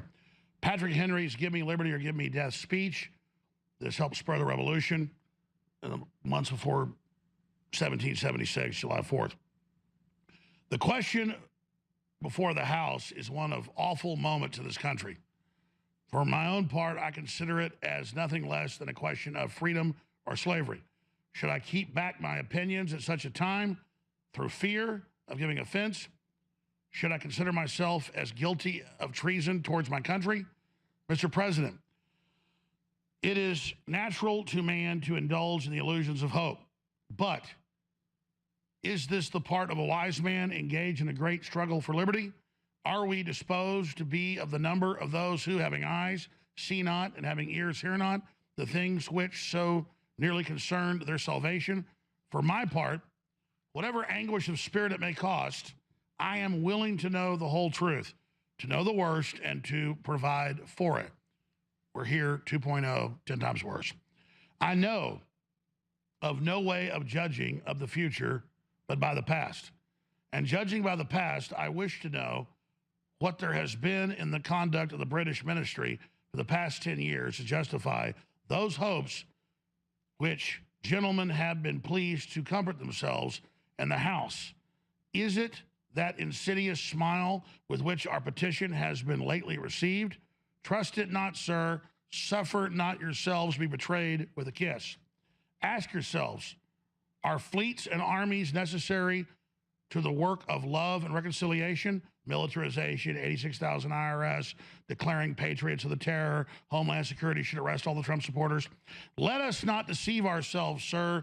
These are the implements of war and subjugation, the last arguments to which kings resort. I ask, gentlemen, sir, has Great Britain any enemy in this quarter of the world to call for all of this accumulation of natives and armies? No, sir. They're organized the Native Americans. No, sir. She has none. They are meant for us. They can be meant for no other. And we have, and what we have to oppose to them. Shall we try arguments, sir? We have been trying that the last 10 years, sir. We have been doing everything that could be done to avert the storm, which is now coming on. We have petitioned, we have remonstrated, we have supplicated, we have prostrated ourselves before the throne and have implored its interpretation to arrest the tyrannical hands of Parliament. Our petitions have been slighted. Our remonstrations have been produced additional violence and insult.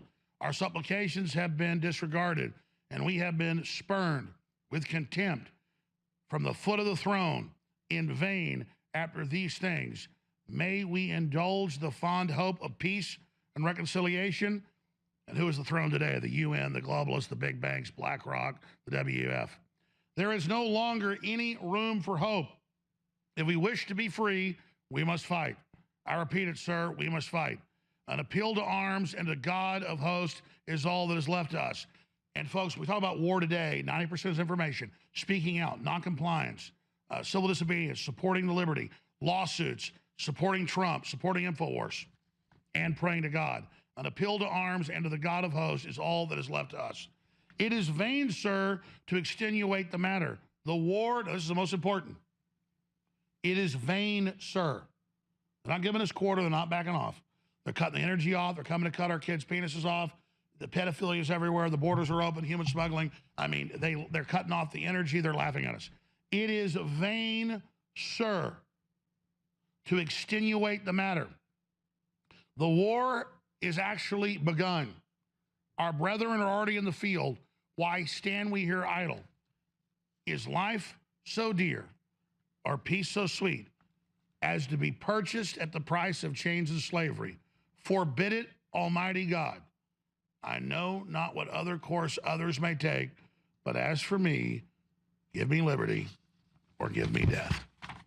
There is no making a deal. It's here to shut us down and enslave us. It's here to depopulate us. It makes King George III and the Parliament that just wanted to rob and control look like angels. Submission. When you run from a dog, it chases you. When you battle a bully, they attack you. There is no other way but total resistance. Owen Schroyer. Well, and even back then, one of the major issues was the taxes. And think about how innocent that is compared to what we're dealing with now. You know, men, families, they moved here because they wanted to live in a meritocracy where they could work with their own hands and not have to turn over to the government what the king claimed was his. And that created 100 times the wealth. And now in 1950, 4% of the world's population had half the wealth. That was us. Biggest middle classes didn't exist till us.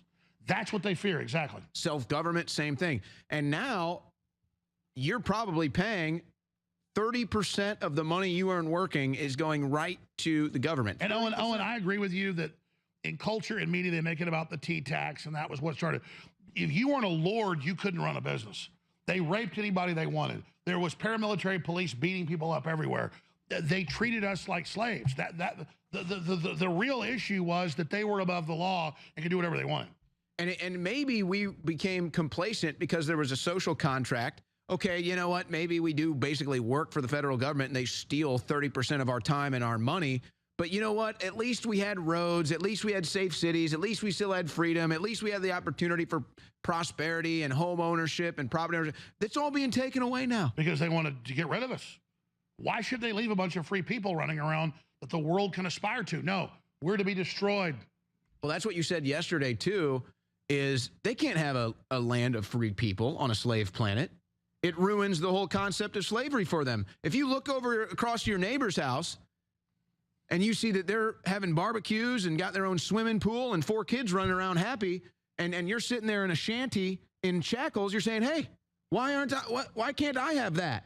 That's what America represented to the world. And here's the key about our atmosphere. The methane and the oxygen, the carbon dioxide is building our atmosphere, making it better. They admit that. Look at that headline. Hand me that headline right here. Do you want to skip this break, Alex? Yeah, we're going to skip it. This is all over the news because now they want to ban farms.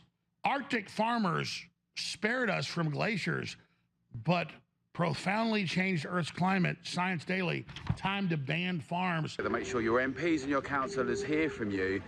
And let's tell those Lib Dems that think it's okay to go on an awareness course when one of your councillors says that the room should be filled with carbon monoxide because you don't agree with fellow citizens. It's unacceptable. Imagine if anyone else had said that.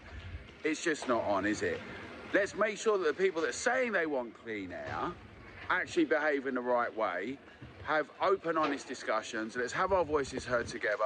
Let's get rid of LTNs and low emission zones and say no to net zero together. Make your voices heard. Tracked and apt to buy anything.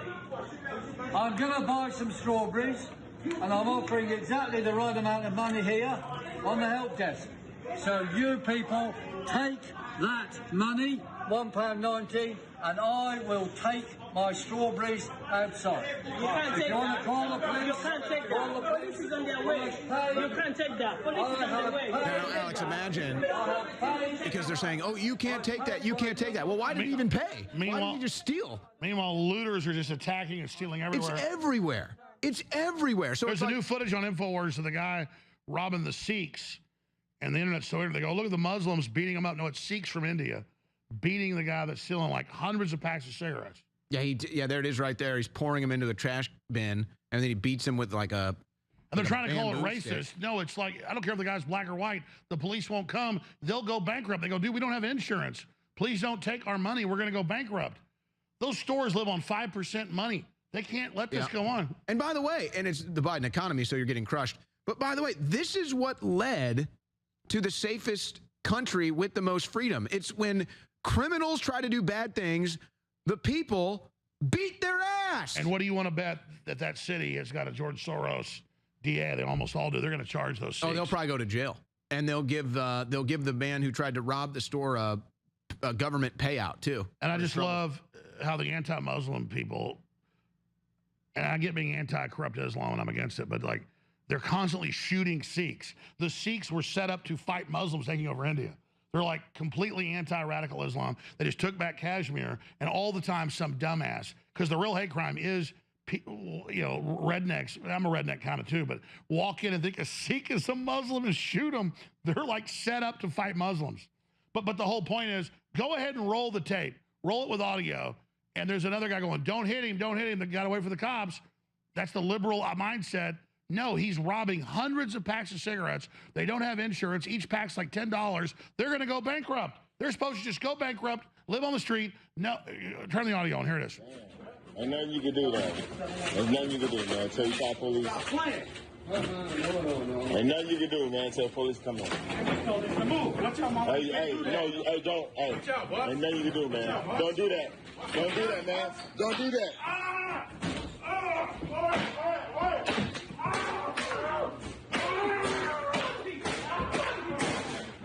I don't care if that's a white guy, black guy, whoever he is. He deserves to get his ass beat. And it's funny that the people now understand so much. The guy filming this says, don't do that, don't do that. Everybody understands now. The good guy goes to jail. The system, the law enforcement, the bench now protects the criminal. The good guy goes to jail in this situation. I mean, how much more satanic than that does it get? And the public so ignorant, the headline is Muslims attack black man. It's just like the situation on the New York subway where this serial harasser, he's been known to subway riders for 10 years. It's even documented on the internet, people complaining. Out of his mind. Harassing, aggressively, groping, everything. And then finally one guy does something about it. He sadly doesn't make it out of there. And then he's the one facing jail time. He's the one in jail. He's the one that gets prosecuted. The criminal gets protected by the justice system. The good guy now gets punished. Well, here's the bottom line. They wouldn't be trying to shut us down and silence you if we were easy to defeat. We're going to win this, but if humans get excited, globalists hope AI saves them. It's not going to work. If you get excited and fight the New World Order and share the articles, share the videos, and buy products at InfoWarsStore.com that enrich your life, it's game over. We got a big show tomorrow. The American Journal with Harrison Smith has a big show, 8 a.m. I got a big show with a big medical doctor exposing the death shots. Robert Barnes is joining us as well. Big show, 11 a.m. to 3 p.m. tomorrow. You'll be back 3 p.m.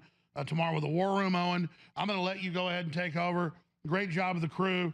And I want to thank everybody for their support. And I just, again, thank them for taking action. All right, Alex, thank you so much. And here's what we're going to do to finish it off. We've had a really heavy day. Every day seems to get heavier, but we're meant to carry that weight.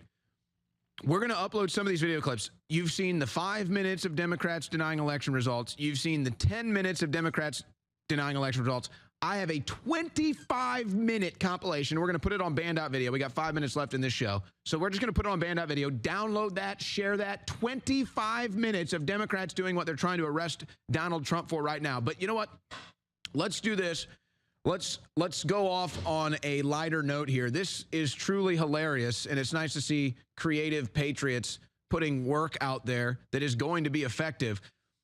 The famous Cats in the Cradle Hunter Biden remix. If this one doesn't make you laugh, then you're probably a liberal Democrat. Here it is in clip 2.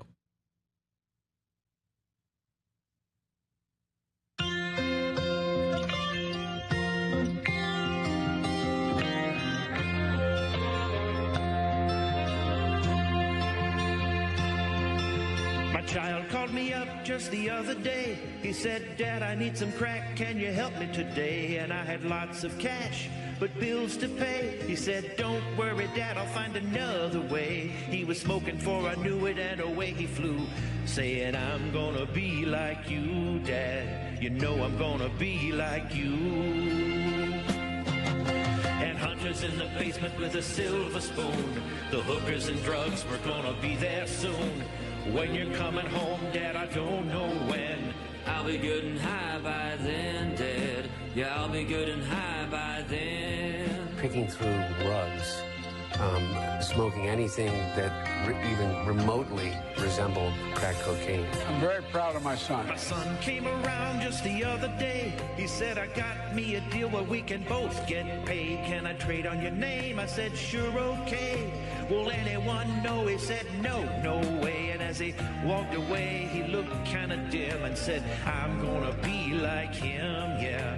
You know I'm gonna be like him. He's fixed it. He's worked on it. And Hunter's in the basement with a silver spoon. Ukrainian bribes were gonna be there soon. When you're coming home, Dad, I don't know when. I'll put aside your 10%, Dad. I'll always have your 10%. He said, honey, what are you doing? I said, Dad, I'm fine. He said, you're not fine. I know how to game the system. Come on. Come on. Well, he came from Kiev just the other day. Had a smile so big I just had to say, son, I'm proud of you. How's our cash supply? He nodded his head and said, great big guy, but what I really need, Dad, is to borrow the car keys. You can take the vet, but watch the boxes, please. And Hunter's in the basement with a silver spoon. Classified papers all over the room. When you're coming home, Dad, I don't know when. I'm getting good and high again, Dad. I'm getting good and high again. He pointed out the reason why he regrets it is he didn't anticipate that thugs like Giuliani would use it to, in fact, try to embarrass his father. Yes, they are. They're flat thugs. Come on. This guy is a dog whistle about as big as a foghorn. I stole an election and my son moved away. I called him up just the other day. I said, you owe some cash, I want my cut today. He said, calm down, Dad, you know it's on the way. But my laptop is gone and now it's on you. And now we're both really screwed, Dad. And now we're both gonna be screwed. And as I hung up the phone, it occurred to me, he was damn near dumber than me. My boy was dumb as me. And there was Hunter in the basement with a silver spoon. All of our crimes were coming out real soon. When's it all end, son? I don't know when. But we're gonna end up in the pen, Dad. We're both gonna be in the pen.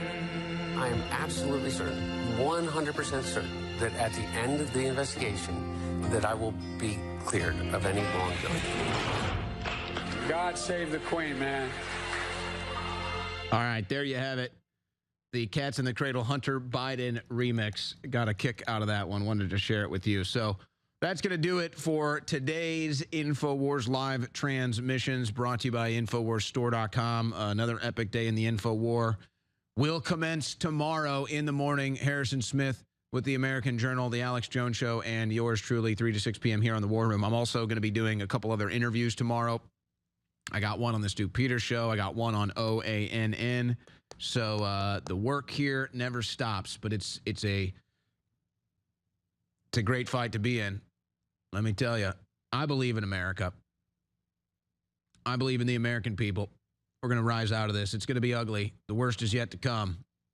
But no, America is going to survive another 200 plus years. It's going to be the bastion of freedom and prosperity and self-government for the entire world. We're going to make it through this.